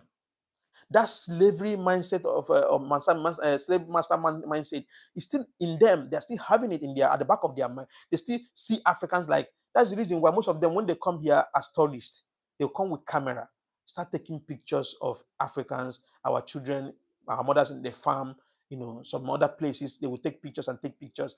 At the end of the day, they will go back home and start posting this thing and start letting people see this is how Africa look like. Making people feel like Africa is a very poor, wretched continent. During the Second World War, the end of Second World War, Europe was rebuilt with African resources. Go and read the history. After the Second World War, Europe was rebuilt with African resources. Without Africa today, there will be their economy. Let me tell you something. What Gaddafi was fighting for was one African nation. One Africa, one borderless Africa. That was what Gaddafi was fighting for. One African military, so that we can have superpower. If at all, as Gaddafi succeeded and we were able to achieve that, Africa will be the superpower. Gaddafi wanted one borderless Africa, where a Nigerian can travel to Libya without visa. A Libyan can travel to Nigeria or South Africa without visa. That was Gaddafi's primary purpose. Because he knew very well how powerful it would have been. That is the reason why. And we have one currency. That is the reason why they fought to and learn to eliminate him at all costs. The same way they eliminated Idi Amin. The same way they eliminated Kwame Nkrumah and Thomas Sankara. The same way they want to do to Ibrahim Traore. The reason why they cannot do that anymore to Ibrahim Traore is because we have the power of social media. The power of social media. One voice, one people. We lend our voice. Our people in Jamaica, our people in South and North America, they lended their voice. We in Africa here, we lended our voice and they became scared. They see the power in social media. That is when they drew backward. We cannot continue. We cannot continue like this. We cannot continue like this. It is very sad that most of our youth here, cannot be able to understand. That's why I keep telling people, if you are an African in diaspora, always make sure that you think home. Remember home. Look back home. You were an African before you become anything else that you are. That you have American citizenship, you have European citizenship, you have a UK citizenship, does not mean that you should abandon Africa. It is we that will fix Africa. If you are in diaspora and you think that you are okay, you are comfortable, there's no need for you to waste your time there, you cannot speak for anybody. Listen, let me tell you, you have your relative in Africa. You have your mother, you have your father, you have your relatives in Africa. Always make sure that you remember home. Think home. Let us start fixing our continent. Africa is a beautiful continent, whereby if we have everything that we need, if we have good leaders, nothing will even make you to think of going to anywhere for greener pasture. Let me play this was the Maya's video for you guys. You see, when he went to But I've played it time without number here.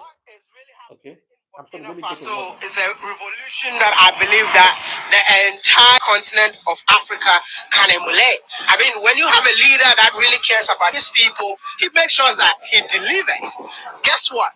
Will you believe if I tell you that the entire country of Burkina Faso could only boast of 3,000 kilometers paved road from independence till now?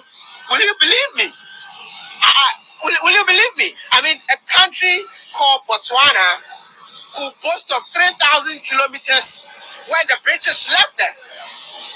But the French left, a government came to power for over 27 years. How old is this country? The country, the independence since 1960. 1960? Yeah. And the country could only boast of 3,000 kilometers. 3,000 kilometers, I'm telling you. Is it true? Yeah, it's true. As Wodimai was saying, since the independence up to today, we have just 3,000 something paved roads. But now, with the coming of Traore, they are planning to pave 5,000 kilometers per year. This is insane. This is unbelievable. How are they achieving that? Yeah, they bought all the equipment because the government doesn't want anymore to let any company be in charge of this. So they bought all the equipment to do it by itself. The government is in charge of painting all those roads that you can see.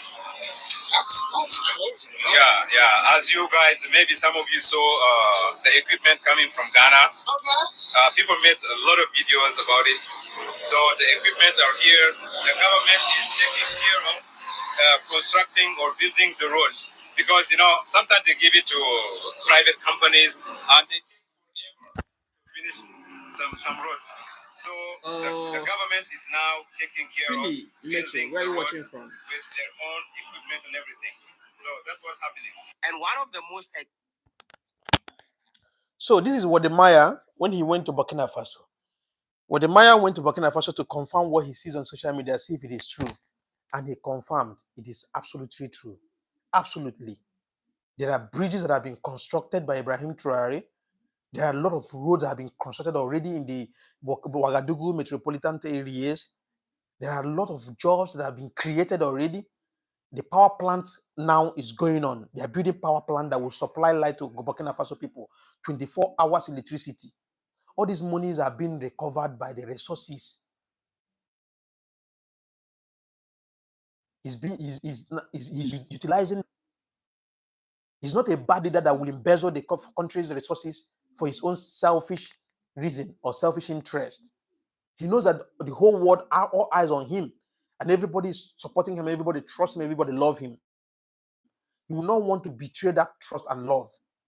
So that's why he's dedicated in delivering the dividends of democracy to his people. So why would somebody tag him as a dictator? Why would somebody call him a dictator? It is very sad. Please, if you're joining me for the first time, please subscribe to the channel, please. Subscribe to the channel. Give me thumbs up, please. It's important. Share the broadcast anyway. I still have more time here. I still have about, let's say, 1 hour more to go, or less than 40 minutes, or 40 minutes to go. So today is Sunday. There's no business today. I'm just relaxing with you guys. Let's talk more about our continent and our country, Nigeria, and Africa at large, Burkina Faso and Ibrahim Traore. Today is Sunday. So it is important.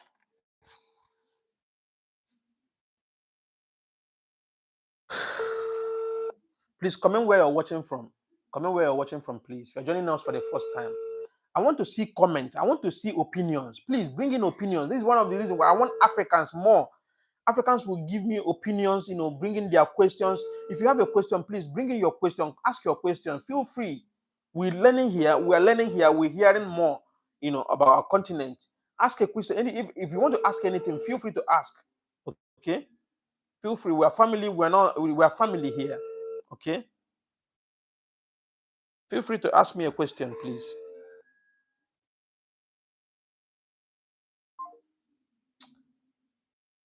Adhanon Rusum, where are you watching from?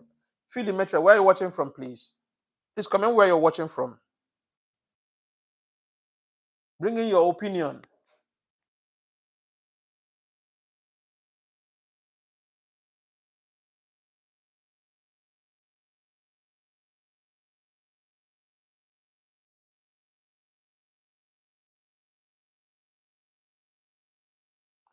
All right. So where are you watching from, please? Where are you watching from?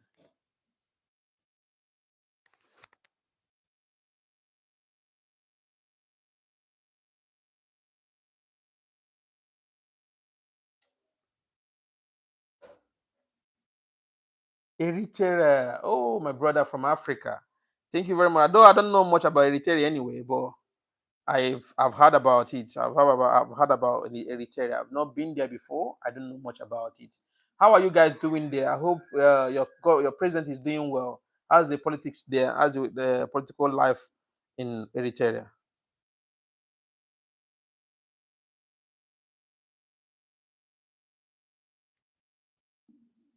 Thank you, brother.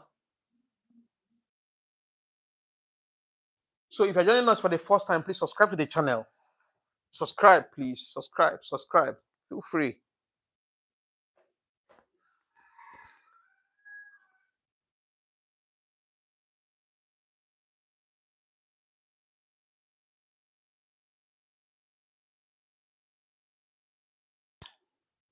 All right.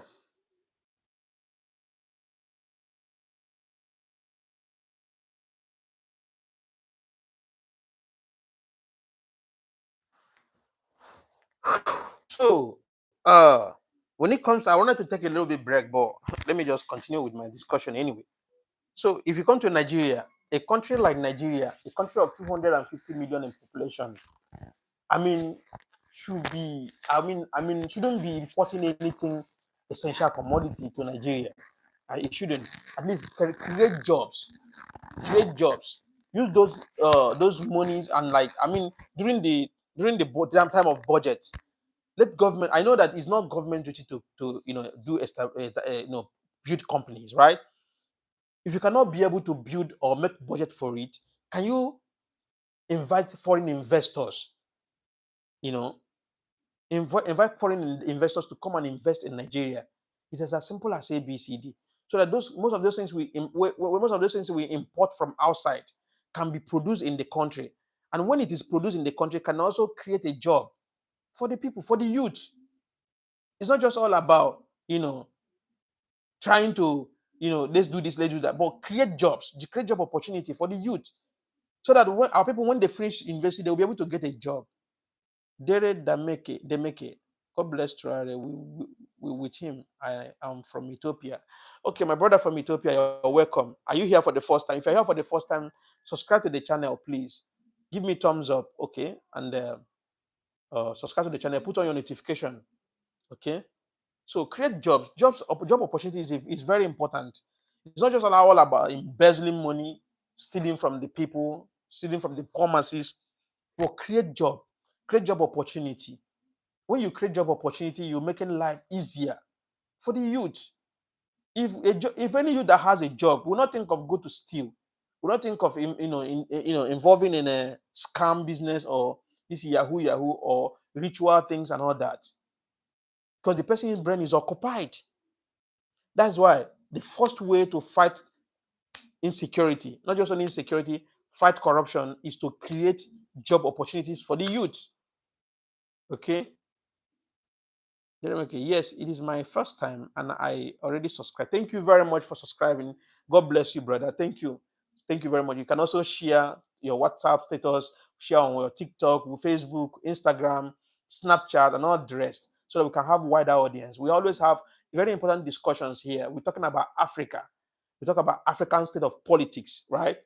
We talk about Africa and Burkina Faso at large. Like I said, my platform is mainly, I'm using it throughout 2025 for African politics, for Ibrahim Traore, and as well for Burkina Faso. We use our platform to defend him. We cannot fight for him physically, but at least we can use our platform to fight for him and defend him. No, I'm not from Burkina Faso. I'm a Nigerian. that lives in the Gambia. I'm a Nigerian that lives in the Gambia. Have you been to Nigeria before? Have you been to Burkina Faso? Have you been to Gambia before?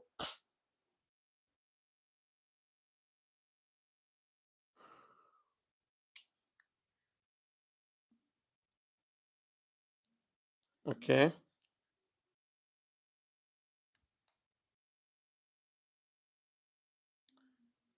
Ake Ebong Olorunsaye. I am joining for the first time.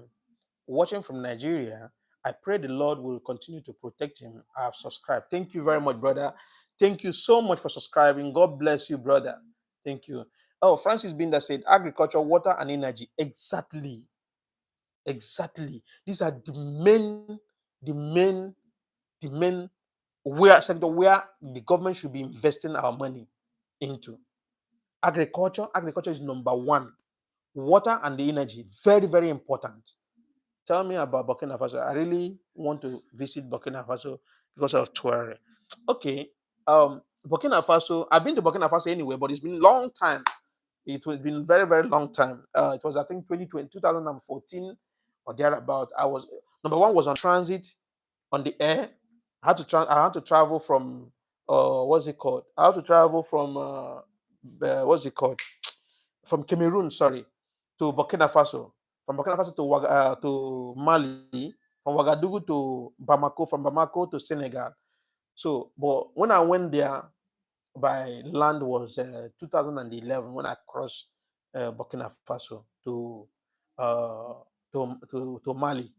So Burkina Faso wasn't having road then. Burkina Faso was like a bush.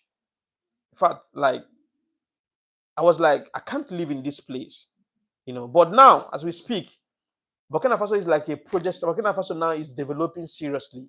There's a massive development in Burkina Faso as we speak now. There's a massive development. Everything is being falling in place, is in places for them. The infrastructure is going on seriously, and the investors are also coming. Investors are also coming. They are trying to establish businesses in Burkina Faso, and as well, the economy is becoming stable because now what Burkina Faso and the Sahel states are trying to do, they want to eliminate safer. They want to stop using safer. The Sahel state, because you know the Sahel states now they're like one country now. Mali, Burkina Faso, and Niger Republic, they're having one flag and they're having one national anthem and they are forming one military capacity. So these three countries now are joining together. They've joined to form Sahel state and they're trying to create their own currency, you know, for Sahel. So SAFA will not be in use anymore. I believe before 2026, SAFA will no longer be in use in Burkina Faso, Mali, and Niger Republic. So definitely it's going to boost their economy. It is going to boost their economy. Do you understand? So it's always sorry, I'm sorry. This is why it's important for us to protect our sovereignty so that we can take hold of our resources, manage our resources by ourselves. It is very important. And stop, you know, letting these people come to exploit our resources, subjecting us to abject poverty, and then they will still come here to take pictures of us and went back to their country and post and see how Africa is poor, how poor Africa is. Africa has never been a poor country, a poor continent. We are super rich, extremely rich. Just that we need that right leaders to put Africa on track. You understand? I see iCube. iCube, where are you watching from? I see Genesis. Genesis, Chicago, 2025, Hudson. Thank you very much for joining. Giovanni. Giovanni from where? Giovanni, where are you watching from? From Italia. Okay. You're welcome. You're welcome. You're welcome. You're welcome. You're welcome. Please, if you're joining us for the first time, subscribe to the channel, please. I'm feeling hot already. Let me get my fan. Subscribe to the channel. Put on your notification. Please, it is important. Share the broadcast so that we can get a wider audience. Thank you for joining. Thank you. Thank you. Thank you. God bless you. God bless you. Please share the broadcast. Share the broadcast. I still have more 30 minutes to go. I have more 30 minutes to go. Oh, I feel hot. Okay. So, Davison, Come on, come on. Please, where are you watching from, Davidson? We need to unite together. I know that. Thank you in Texas. Thank you very much, my brother from Texas. Thank you. I see Panel Sue. Hi, watching from Lekki in Lagos, Nigeria. Africa has woke up. Africa is awake. Africa is awake. We just woke up. Like I said, Ibrahim Traore has woke every. Like I said, people don't get to understand the revolution that is coming in sooner time. A big, massive revolution is coming. I told people time without number that Africa, in fact, Nigeria as a country, is sitting on a time bomb. Nigeria is sitting on a time bomb. The youths are angry. The youths have been pushed to the wall. The youths have been pushed to the wall. And the anger of NSAS is still in them. The anger of NSAS, what happened to them during the NSAS, is still in Nigerians, in the heart of Nigerian youths. What happened in Lekki Toll Gate, the massacre that happened there, that government is no longer talking about. The kidnapping of innocent citizens, the massacre of innocent citizens, innocent youths. Nigeria is sitting on a time bomb. Nobody can deny that fact. Nobody can deny that fact. Africa is awake. Every African youth now knows very well that Africa has the resources to fix Africa and put Africa back on track. I listened to one testimony from one old pa in Dunamis Church in Abuja. This old pa said during his time in university, it was around that 1920, 30 something or 40 something thereabout. He said then dollar was one. Sorry, he said 2 to 1. Dollar was $1 to $2. Sorry, how do I put it? One naira to $2. 1 naira equal to $2.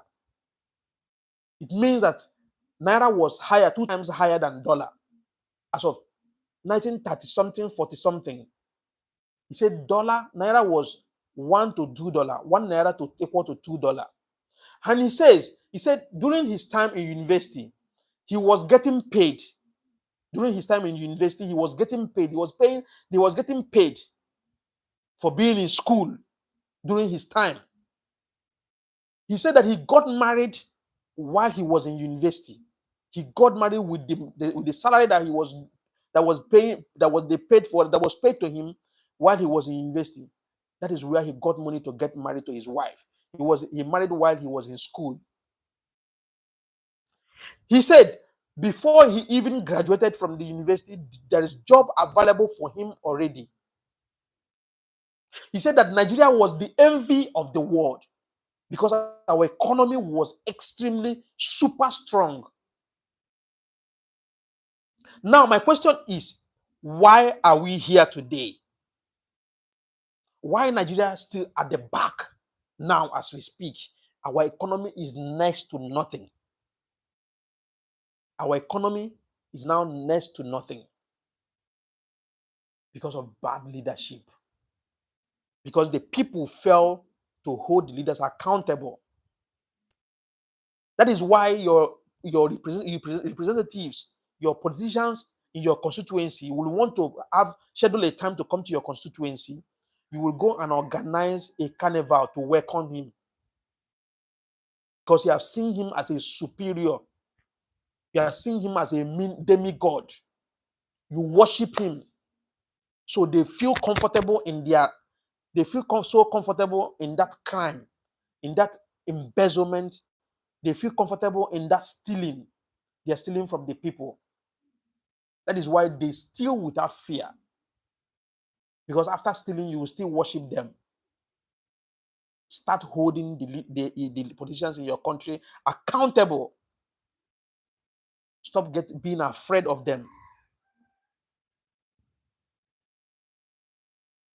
Stop being afraid of them. Africa need to wake up. African youth need to wake up. Let us reclaim our continent. There's no other person that will come from anywhere to fix Africa or to put Africa back on track. It is we, the Africans, who put Africa back on track. When we start holding them accountable, knowing fully well that the resources belong to the people, not to the politicians. It's not when they come and give you a bag of rice, you start singing praises to them, start acting as if they've given you the whole world.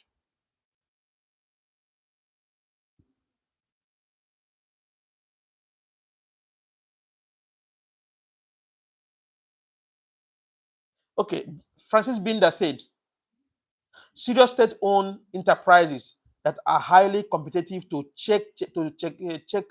checkered monopoly, regulatory banking system of the capital flow to benefit SME, social welfare and protection system. Oh my God, let me pin this comment. Let me pin this comment. I have very intelligent people on this comments on this live broadcast. This is, I mean, you see, this is one of the things I keep telling people. We have smart and intelligent people in Africa, most especially in Nigeria. People that can pilot the affairs of the country marvelously, not this criminal illiterate that cannot even handle a pen and make a sentence. We have smart people. I say, God's will, Oxford. He said, Trinidad in the house. Oh my God. My people from Trinidad Tobago. Thank you very much, brother. Thank you so much. I see you guys, and I see Jamaican people, and I see different people from Trinidad. I see our people from Cuba. I see our people from Panama.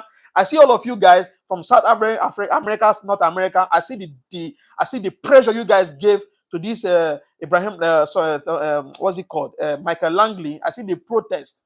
I see your voices were learned, and he got the heat, and he had no other choice than to retire, to resign. Thank you very much, brother. Thank you very much. I appreciate you guys. I always tell people there is that connection that is holding between us and the South American people and North American people. Brazil, I see there is that connection that is holding between Africans and Jamaicans, Trinidadans, Brazilians, Cubans, Panamans, name them. There is this connection, there is this love, there is this root, there is this connection, there is this cord that is holding all of us. That's why I tell people, we have our brothers there in Jamaica. We have similar culture, similar way of life. Africans are scattered all over the world. Africans are being scattered all over the world. Thank you, brother from Trinidad. God bless you. God bless you. I see Saman Deepika. Where are you watching from, please? I don't know what flag is this. Is it Somalia? Where are you watching from? I see Nawaz Awan. Where are you watching from? I see Danny. Where are you watching from? I see Toji. Where are you watching from? My friend, I wish you were a ruler. I will one day. I will. Oh, my Jamaican. Love your presence. Thank you very much. Thank you very much, brother from Jamaica. Comfort Israel. Thank you very much. Where are you watching from? Thank you for joining us. Are you just joining us for the first time? Please subscribe to the channel. Subscribe to the channel. Give me thumbs up, please. And comment where you're watching from. You can as well share the broadcast as well. I still have more 30 minutes more to go. So I have a lot of time to spend here. Today is Sunday. I have nowhere. I don't have any plan this evening. So I'm with you guys here. Please subscribe to the channel. If you are joining us for the first time, please subscribe to the channel. I see Masha Buchan Blair, USA, from USA. Thank you very much, brother. I see Benson Masano, Malawi, my Malawian people. Thank you so much. Thank you. I see Comfort Israel. Thank you so much. God bless you. God bless you guys. We are Africans and we must reclaim our continent at all costs. Ibrahim Traore must be protected with every single thing inside us. We must do the needful by protecting Ibrahim Traore. It is our duty to protect him with our strength, with our social media platforms, with our voices on the street. We must protect him because he is the last hope of every African youth. He's sending message across to Africans, making us to understand that we have all it takes to build Africa and to make Africa great. We cannot continue suffering, living from hand to mouth in our own continent when we have everything that we need.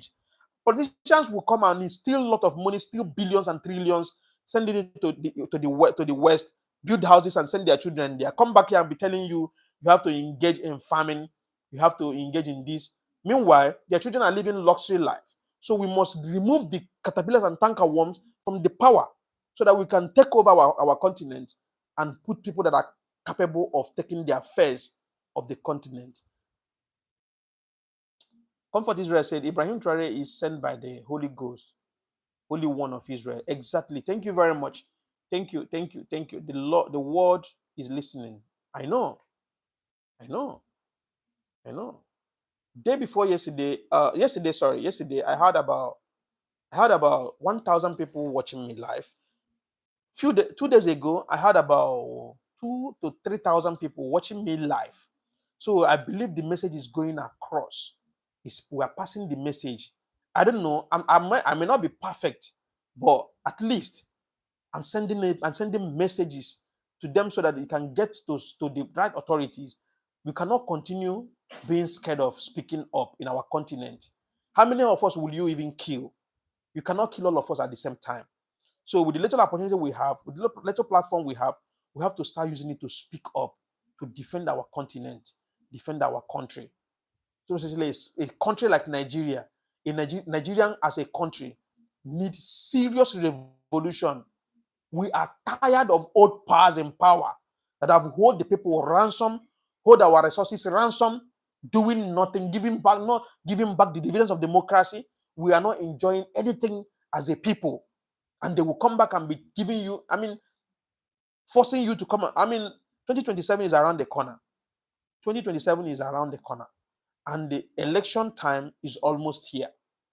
They will come back again with bags of rice, bags of beans, giving you little peanuts for you to mobilize people to vote for them. Be careful. You can imagine when somebody gives you one bag of rice for a whole 4 years, that bag of rice will finish within the period of 2 weeks or 3 weeks. It is finished. And when the person clings to power, the person will not even know your existence anymore. What the person will do, the person will go to Asarok and sit, relax there for 4 years again before he can even come back to the constituency. Be careful and vote wisely. Do not be compromised with money or a bag of rice. This is where we are getting it wrong, we Africans. We can easily be manipulated with money. Money is not everything. My mother tells me that good name is better than money. I see the world is listening. Thank you very much. I see Rosaline say hi. Rosaline Els. Thank you very much. Where are you watching from? I see Phils in Benjamin. It is time to overcome the fight. Exactly. Emmanuel James is God give. Thank you very much. Johnson Layonga. How many presidents can declare their assets for honest sake? None of them. None of them. None of them will even declare their assets. None. Not even one. Not even one. Do you know the reason why all ECOWAS presidents are against Ibrahim Traore? Because they are scared that Ibrahim Traore is making people to know that there is resources made available for us, for them to utilize it in Africa and make Africa great. Somebody that just clings to power within just a period of 2 years. Look at the kind of achievement they have achieved for just a period of 2 years. That small country, Burkina Faso, that small country.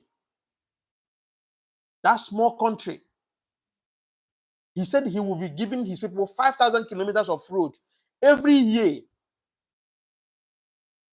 5,000 kilometers of road every year. You can imagine in the next 5 years, every single road in Burkina Faso will be paved road. Even the ones in the bush, even the ones in the forest will be paved road, because you can calculate 5,000 times 6 in the next 6 years. That is 30,000 kilometer road. 30,000 kilometer road.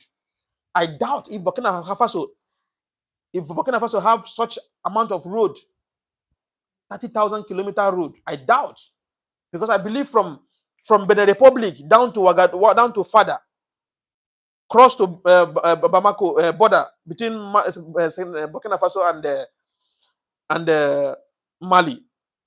I doubt if it is up to 1,000 kilometers. Okay, let's say it's 2,000 kilometers, and that road that is on construction now. I think the one from Fada to what's it called? Diboli. No, not Diboli anyway. What's it called? The border side of Mali side. That one is under construction as we speak. So you can imagine, because that's the longest road Burkina Faso has. Other ones are streets and other major roads. You can imagine when Burkina Faso, were able to achieve within the space of 6 years, have 6,000 kilometer 30,000 kilometer paved road. Every single road in Burkina Faso will be paved.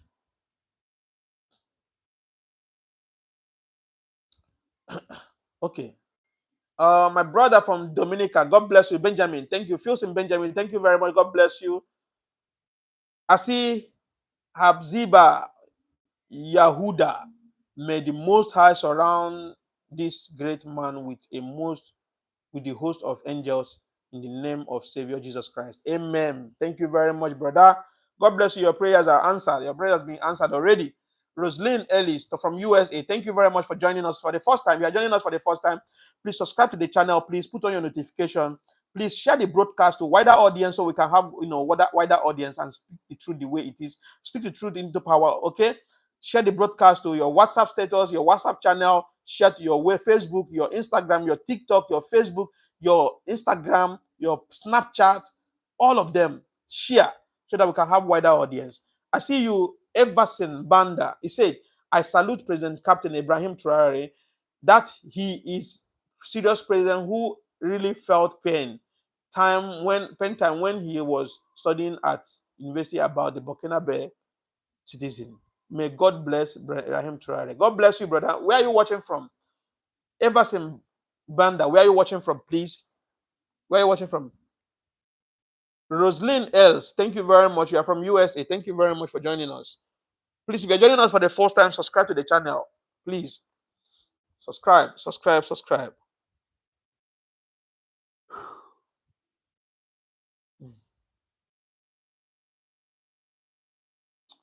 the channel, please. Subscribe. Okay.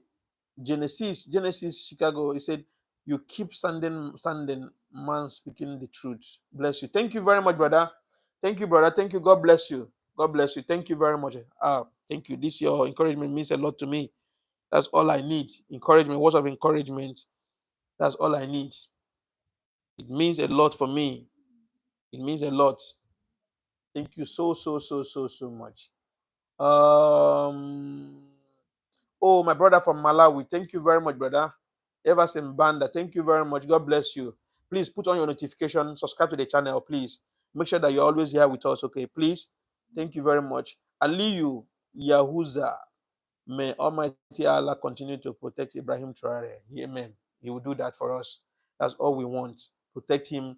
And that is the reason why we use our little platform to speak for him, to defend him, making the world know that all these propagandas they are carrying around media houses is all lies and fallacy, lies from the pit of hell. He's never a dictator and can never be a dictator. Okay? Lady Butterfly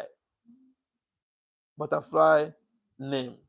Africa is awake, is waking up. I love this. Thank you very much, brother. Thank you. We're already awake. Everybody knows that Africa is awake. And nobody can deny that fact. Nobody can deny that fact. Thank you very much. Please, if you're joining us for the first time, subscribe to the channel, please. Subscribe to the channel. Put on your notification, please. And as well, share the broadcast if you can. Please share it on your WhatsApp channel, your YouTube, your WhatsApp status, your Facebook, Instagram, TikTok.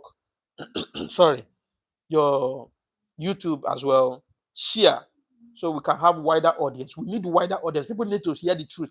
And most especially, I need Africans to hear the truth, to wake up. To wake up. Ekebong Orusa, he say, it is so sad in Nigeria. The unfortunate thing is that it is still the youth that is being used to mortgage their future. I wish they can learn a lesson from President Ibrahim Traore. Thank you very much, brother. This your comment got my attention. This is the reason why, sometimes we need to start sensitizing our people. We need to start sensitizing them. Money is not everything. Money is not everything. I said it here. I said it time without number. My mom always tell me, say, good name is better than money. Okay? This is the main problem that we're having in Nigeria today. This is the main problem that we're having in Nigeria. You see, people are clamoring, crying that things are hard, things are difficult. The government is not making it easy for them. The same people, they will still come and give you peanuts, and you will still go and mobilize people to come and vote for the same people. And in these people, I'm telling you the gospel truth. Most of these people you see, they are older than Ibrahim Traore. Ibrahim Traore is just a 37 years old young guy. I'm older than him. I'm 41 years of age. This past May made me 41 years. Ibrahim Traore is just 37 years old. Just 37 years old.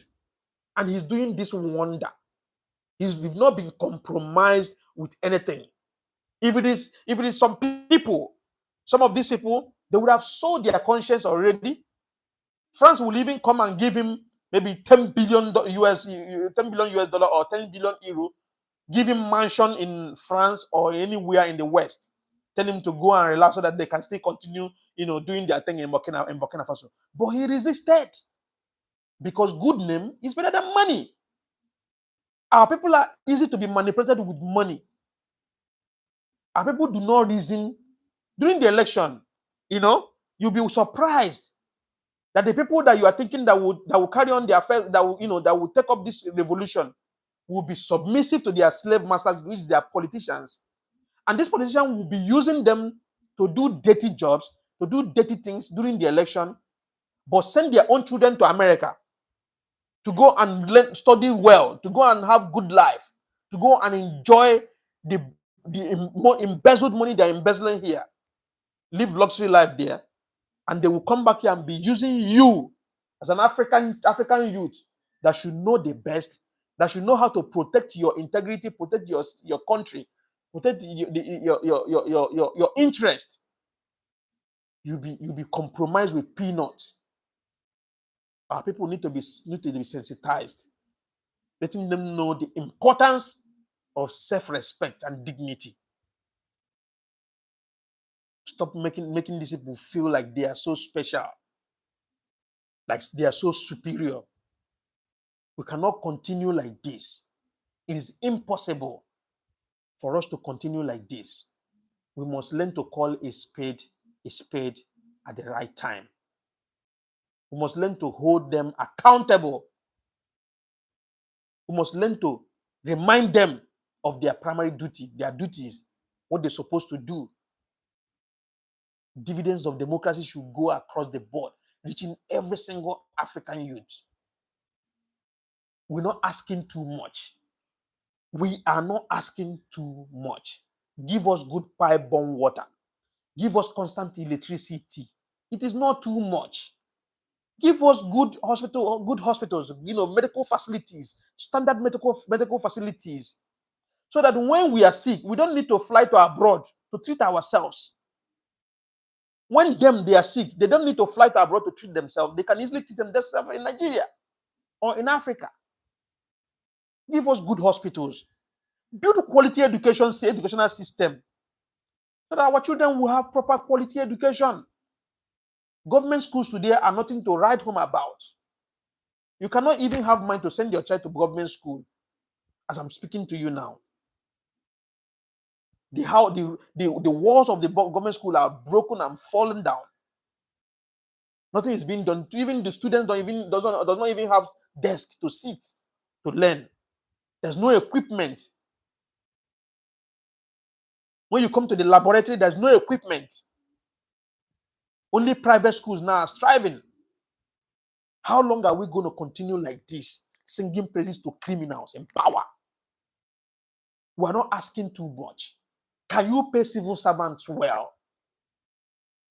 It is as simple as ABCD. Pay the civil servants well. Pay the civil servants well. We are not asking too much. Give them proper and proper and reliable retirement plan. so that they will be happy during their retirement. Build affordable homes for civil servants. Let them pay by mortgage. Not when somebody serves his country for 40 years, when he retires, he will not even be able to boast of a room and parlor. He will be paying rent. And the peanut they give them as retirement benefit.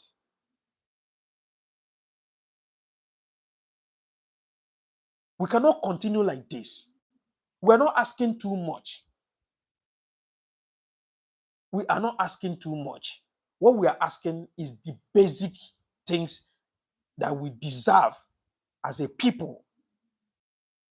That is the reason why our people are running to the West.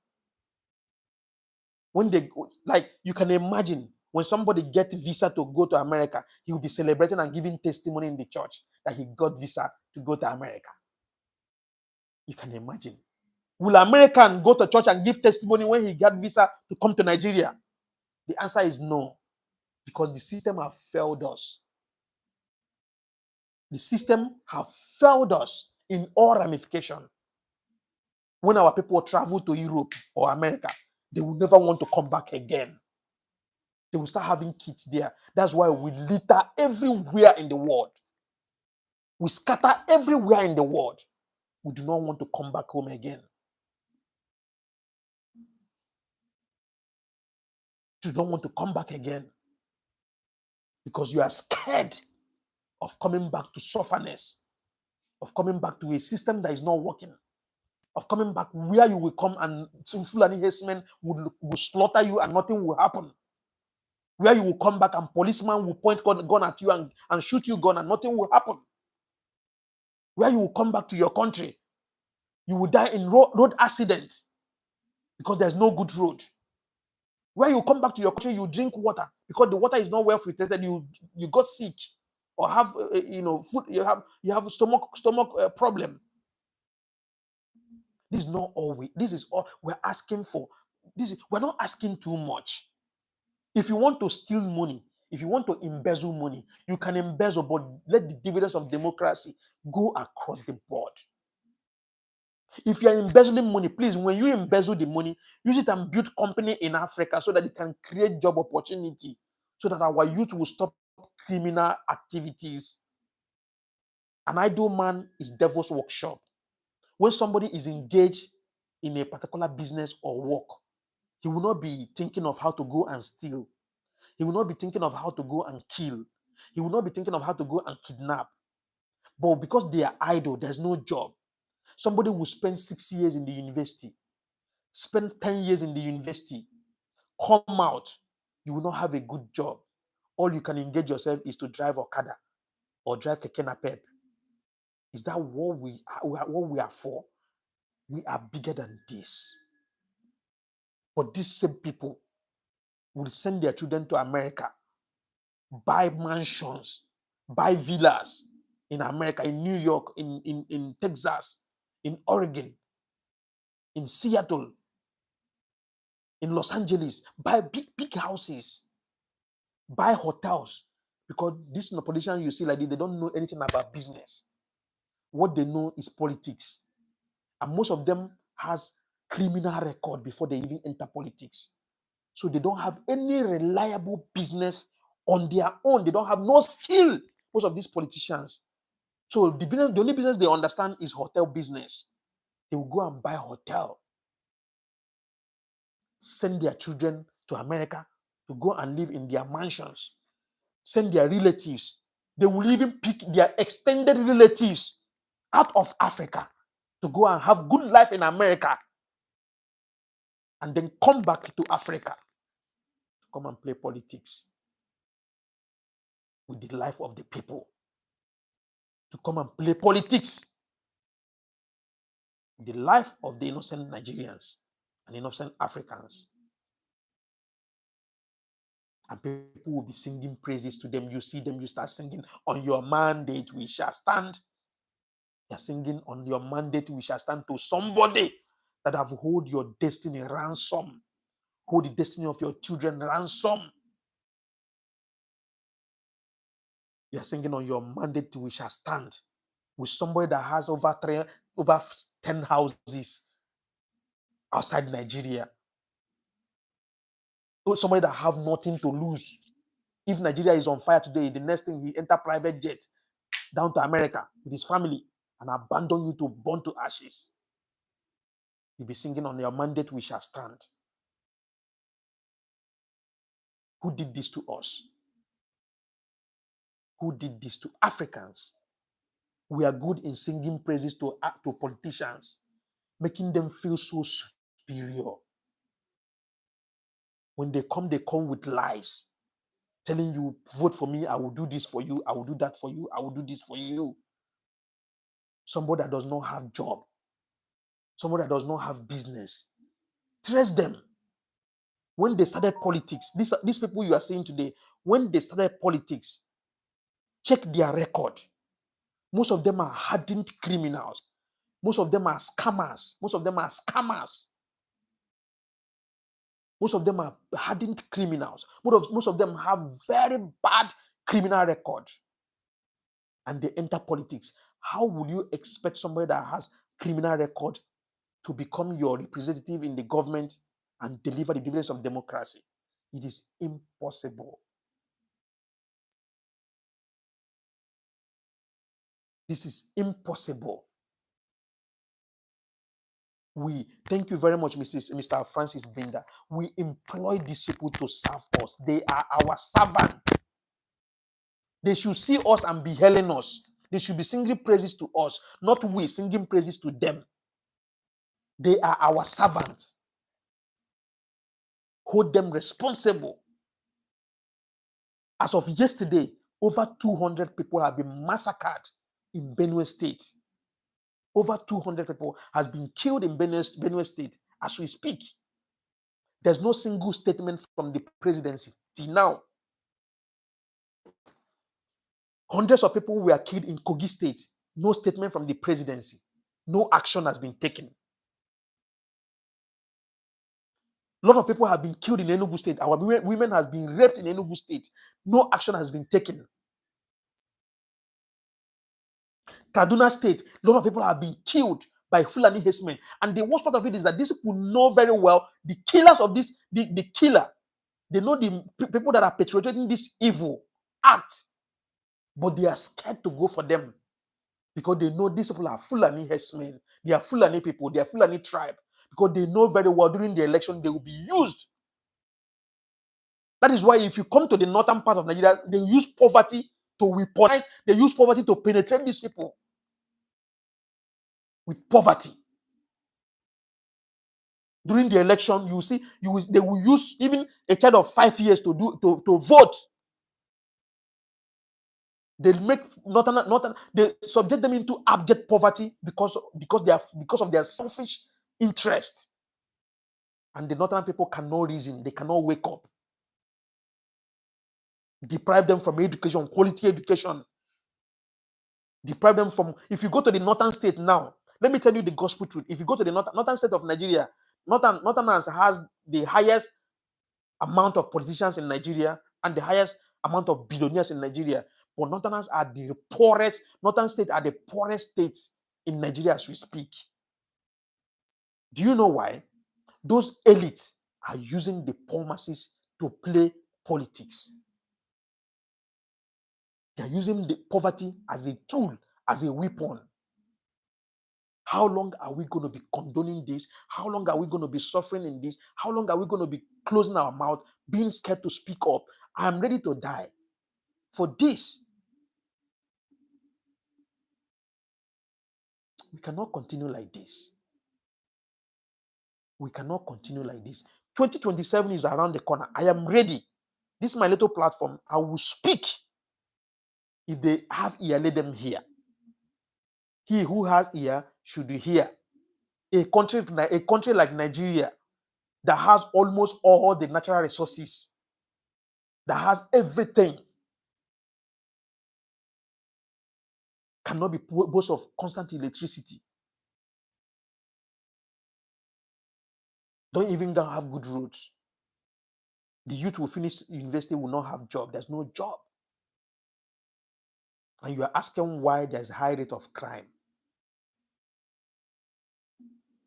These same politicians will come to the north, give them gun to go and do snatch ballot boxes, go to the south, go to the southeast, southwest, give the youth gun. This same youth that you are using, after using them, you abandon them. Give them gun to go and snatch ballot boxes during election.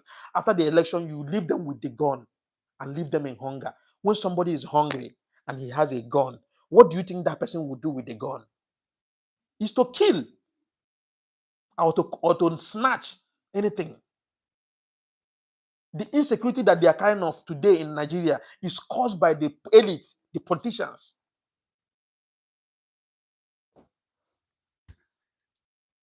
The insecurity is caused by the politicians. We cannot continue like this.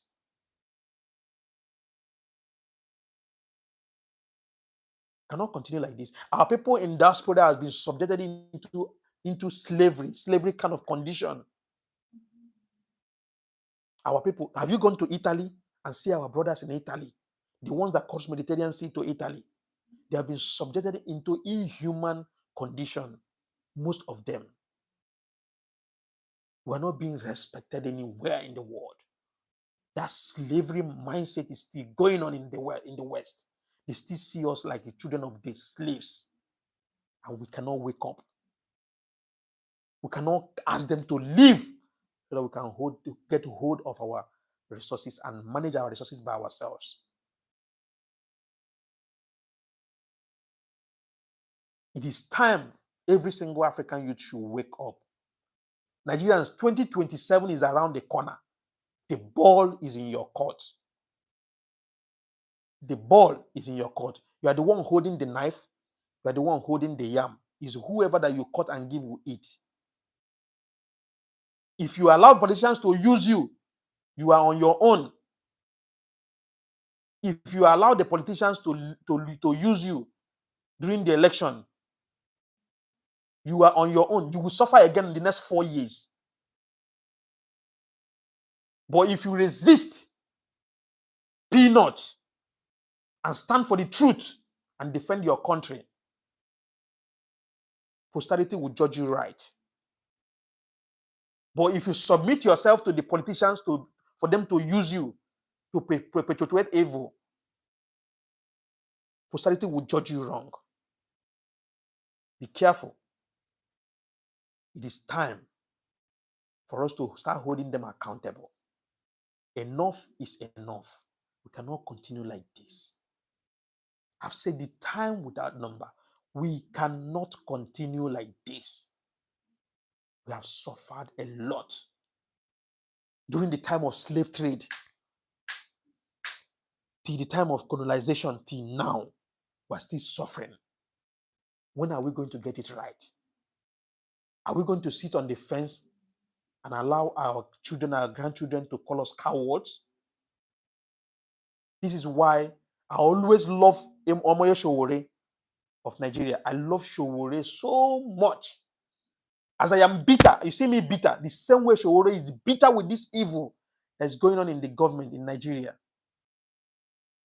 If we can be able to have Traore, somebody like Traore in power, I'm telling you for free. See, I've told people time without number. If I mistakenly become a president in Nigeria, do you know the first thing I will do?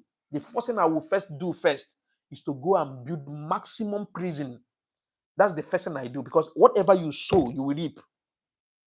I will pay you according to your job, according to your work. But the first thing I will build is massive prison. After building the prison, I will make sure that nobody will leave the country. The borders will be closed. The land border will be closed. The airport none of them will leave the country. And I will charge all the security agencies to make sure that nobody leaves the country. All these politicians from 1999, I'm leaving the military by the corner. Let them go. But you see, from the time of Obasanjo, from 1999 till date, I will arrest them. I will pack all of them inside prison. I will pack all of them inside prison and then take my time to restructure Nigeria and put Nigeria back on track. These people, they commit the crime they committed is worse than they committed crime against humanity. They committed crime against humanity. For instance, look at what's going on in Benue State as I speak now. Currently, VDM is in Benue State. Very Dark Man is in Benue State as we speak now. Over 200 people were massacred at night. Houses were burned. No single statement from presidency. But he released a statement about Iran and Israel and forgot what is happening in his house. See, if you're a Nigerian youth, you're on your own. The only thing you can do for yourself is to wake up.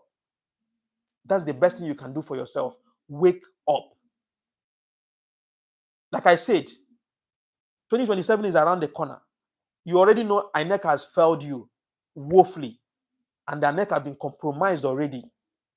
Tinubu is ready to do anything to get what he wants. He's always ready to do anything. Tinubu wouldn't even mind to give his life to get what he wants. So put it at the back of your mind that INEC has been compromised. The judiciary has been compromised. The legislative arm has been compromised. So don't even have hope in those three arms, including EFCC. They're not doing anything in your own favor. The only thing I will tell you during the election 2027, wake up. If they say vote, go and vote. When you vote, stand and let your vote count. Not just only count, make sure that the vote, they upload it in the server. That is the only way, because I will not encourage coup. For me, I'm a Pan-Africanist. I will never encourage coup in any form. That one is going against the rule of law. If you're a freedom fighter, you shouldn't encourage coup in any way. I can never encourage coup. It is very bad. Sometimes it doesn't turn out good, like what happened in Burkina Faso. It favored the people of Burkina Faso, but sometimes it doesn't turn out good. There was coup in Mali. There was coup in Guinea-Conakry. There was coup in Niger Republic. There was coup in Chad. There was coup in Gabon. So why is it that it's only Burkina Faso that succeeded in making wave? What is happening in Mali? What is happening in Guinea-Conakry?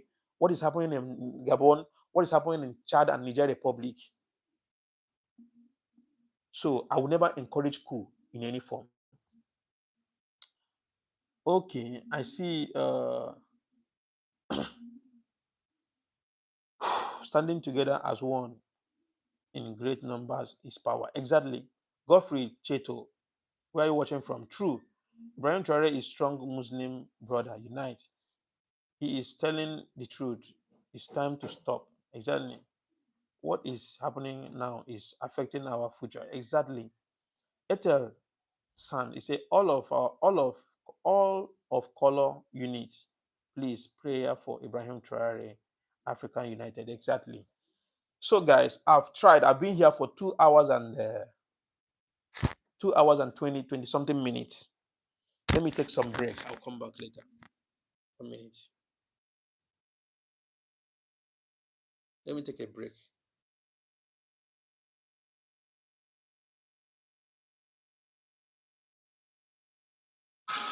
What is really happening in Burkina Faso is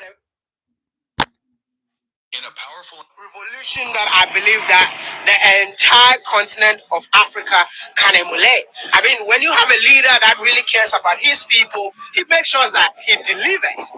Guess what? Will you believe if I tell you that the entire country of Burkina Faso could only boast of 3,000 kilometers paved road from independence till now? Will you believe me? Will you believe me? I mean, a country called Botswana could boast of 3,000 kilometers when the British left them. But the French left, the government came to power. See, that's a construction going on. The government came to power for over 27 years. How old is this country? The country, the independence since 1960. 1960? Yeah. And the country could only boast of 3,000 kilometers. 3,000 kilometers, I'm telling you. Is it true? Yeah, it's true. As Wodimai was saying, since the independence up to today, we had just 3,000 something paved roads. But now, with the coming of Traore, they are planning to pave 5,000 kilometers per year. This is insane. This is unbelievable. How are they achieving that? Yeah, they bought all the equipment because the government doesn't want anymore to let any company be in charge of this. So they bought all the equipment to do it by itself. The government is in charge of building all those roads that you can see. That's crazy. Yeah. As you guys, maybe some of you saw the equipment coming from Ghana. Okay. People made a lot of videos about it. So the equipment are here. The government is taking care of constructing or building the roads. Because, sometimes they give it to private companies and they take forever to finish some roads. So the government is now taking care of building the roads with their own equipment and everything. So that's what's happening. And one of the most exciting thing about this whole road construction in Burkina Faso, the fact that the government bought all the equipment, trained the youth to operate this equipment. So literally, it's the people of Burkina Faso building the country for the people of this beautiful country. The country is under construction. Burkina Faso indeed is under construction because I am here and I'm seeing roads being constructed. I am here and I'm seeing factories being built. I am here and I'm seeing entrepreneurs coming out saying that this is their first time. Feeling so proud about their country to do business in their country. This is a revolution, and I believe that a revolution like this needs to be supported. My name is Wodimaya, an African content creator on a journey to celebrate African excellence. I'll see you all in the next one. What is really happening in Burkina Faso is a revolution that I believe that the entire continent of Africa can emulate. When you have a leader that really cares about his people, he makes sure that he delivers. Guess what? Will you believe if I tell you that the entire country of Burkina Faso could only boast of 3,000 kilometers paved road from independence till now? Will you believe me? Will you believe me? A country called Botswana could boast of 3,000 kilometers when the British left them. But the French left, a government came to power.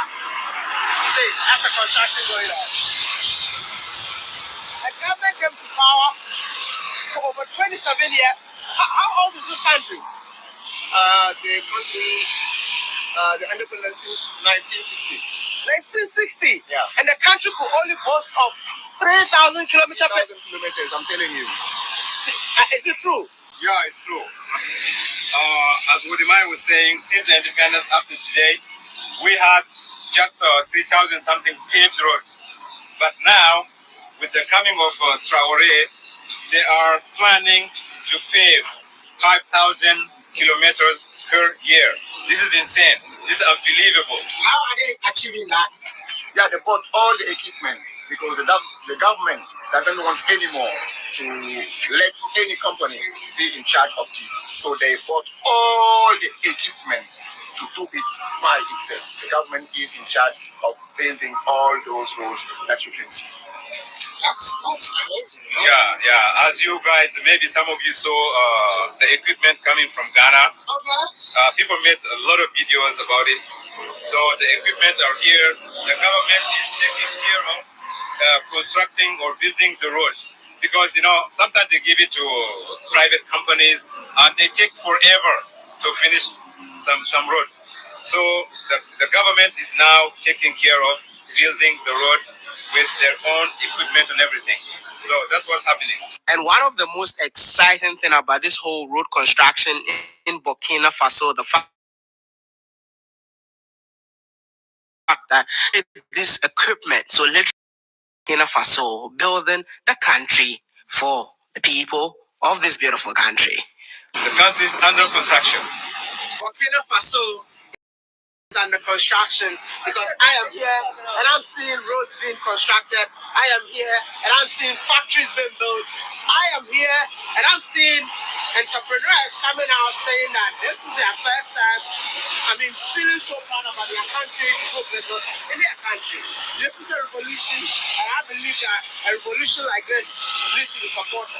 My name is Watermaya, an African content creator on a journey to celebrate African excellence. I'll see you all in the next one.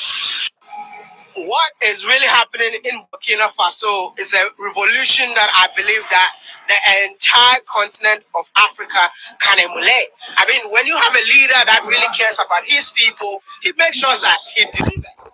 Guess what? Back again. The entire country. All right.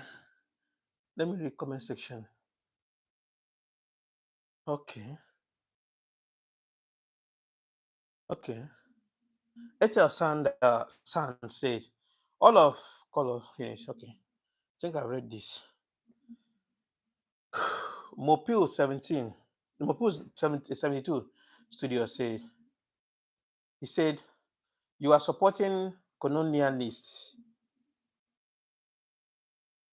Better military rule just because they are not talking about success in those countries does not mean there is no success. I know, I understand. They might be doing well in those countries as well. Yeah. But for me, I do not want anything that is against the rule of law. I'm against it. Akebong Oluseyin say, thanks, I appreciate this. By the way, I am a lady, not a man. Okay, my sister. Thank you very much, my sister. Good job, Ride On. I only hope and wish this will wake Nigerians and Africans a whole. Thank you very much. God bless you, sister. Thank you so much. God bless you. Oh, believe it. This is God's time. Amen. God will and gave him a heart. Thank you very much. Thank you very much. So, guys, I've been here for 1 hour 30 minutes. So I'll be drawing the curtain here now. Please. I'm very, very sorry.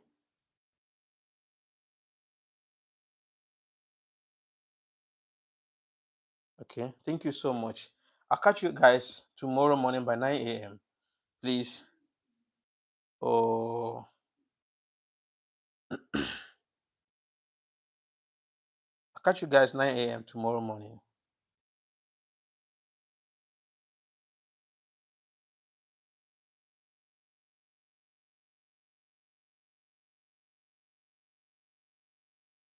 Please subscribe to the channel. If you're here for the first time, subscribe, please. Subscribe to the channel. Give me thumbs up, please. Give me thumbs up before you leave. Subscribe to the channel and put on your notification. Okay? Put on your notification. Subscribe to the channel. Subscribe. America time is here. Oh, yes. Oh, 9 a.m. Gambia time. 9 a.m. Gambia time. Now is 5:44 p.m. right now. So my time is 9 a.m. Gambia time. I'm going to be live 9 a.m. Every 9 a.m. Gambia time, I'm always live. Yes. Thank you very much. Thank you. God bless you guys for joining. Subscribe to the channel, please. Subscribe. If you're joining us for the first time, subscribe and put on your notification. You'll be able to know when I'm live so we can have better discussions. Okay. Thank you. God bless you guys for joining me for 1 hour, 2 hours, and over 30 minutes already. It's crazy. I spent 2 hours plus here already.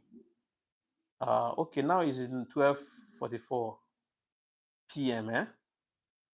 Wow. The world is very, very round. Okay, please subscribe to the channel, please. Subscribe. If you're here for the first time, subscribe. Put on your notification, please. Put on your notification. I want us to get up to 3,000 subscribers very, very soon, maybe tomorrow or next tomorrow. I want us to be getting up to 3,000 subscribers. We need wider audience. That is need for us to share this broadcast. Share it so that we can get to wider audience and so that people will be able to hear the truth, most especially Africans.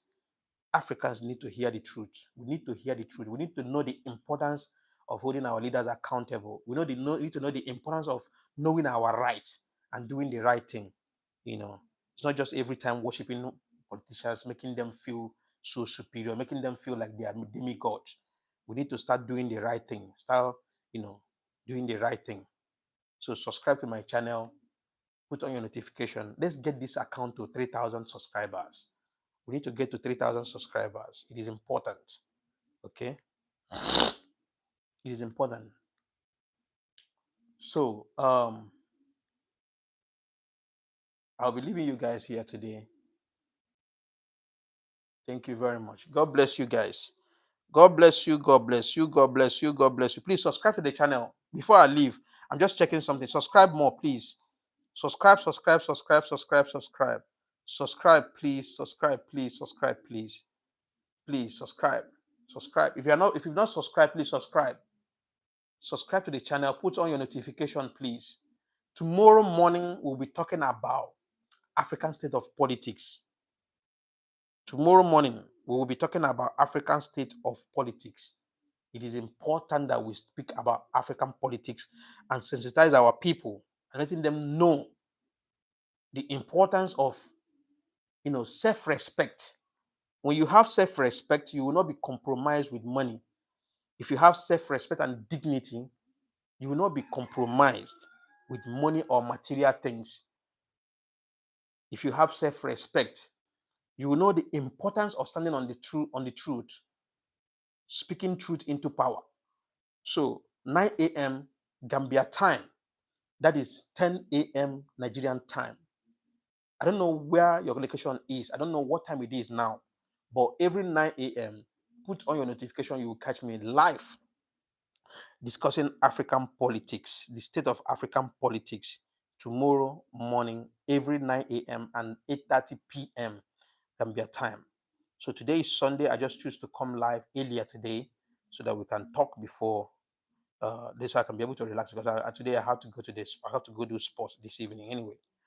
So thank you very much for joining me. God bless you now. God bless you tomorrow, and God bless you forever. Thank you very much, and God bless you. God bless you, and God bless you. Please subscribe to the channel. Subscribe to the channel. Subscribe to the channel, please. And as well, you can as well share the broadcast. Okay. Thank you very much. See you guys tomorrow. Bye bye. Bye bye bye bye bye bye.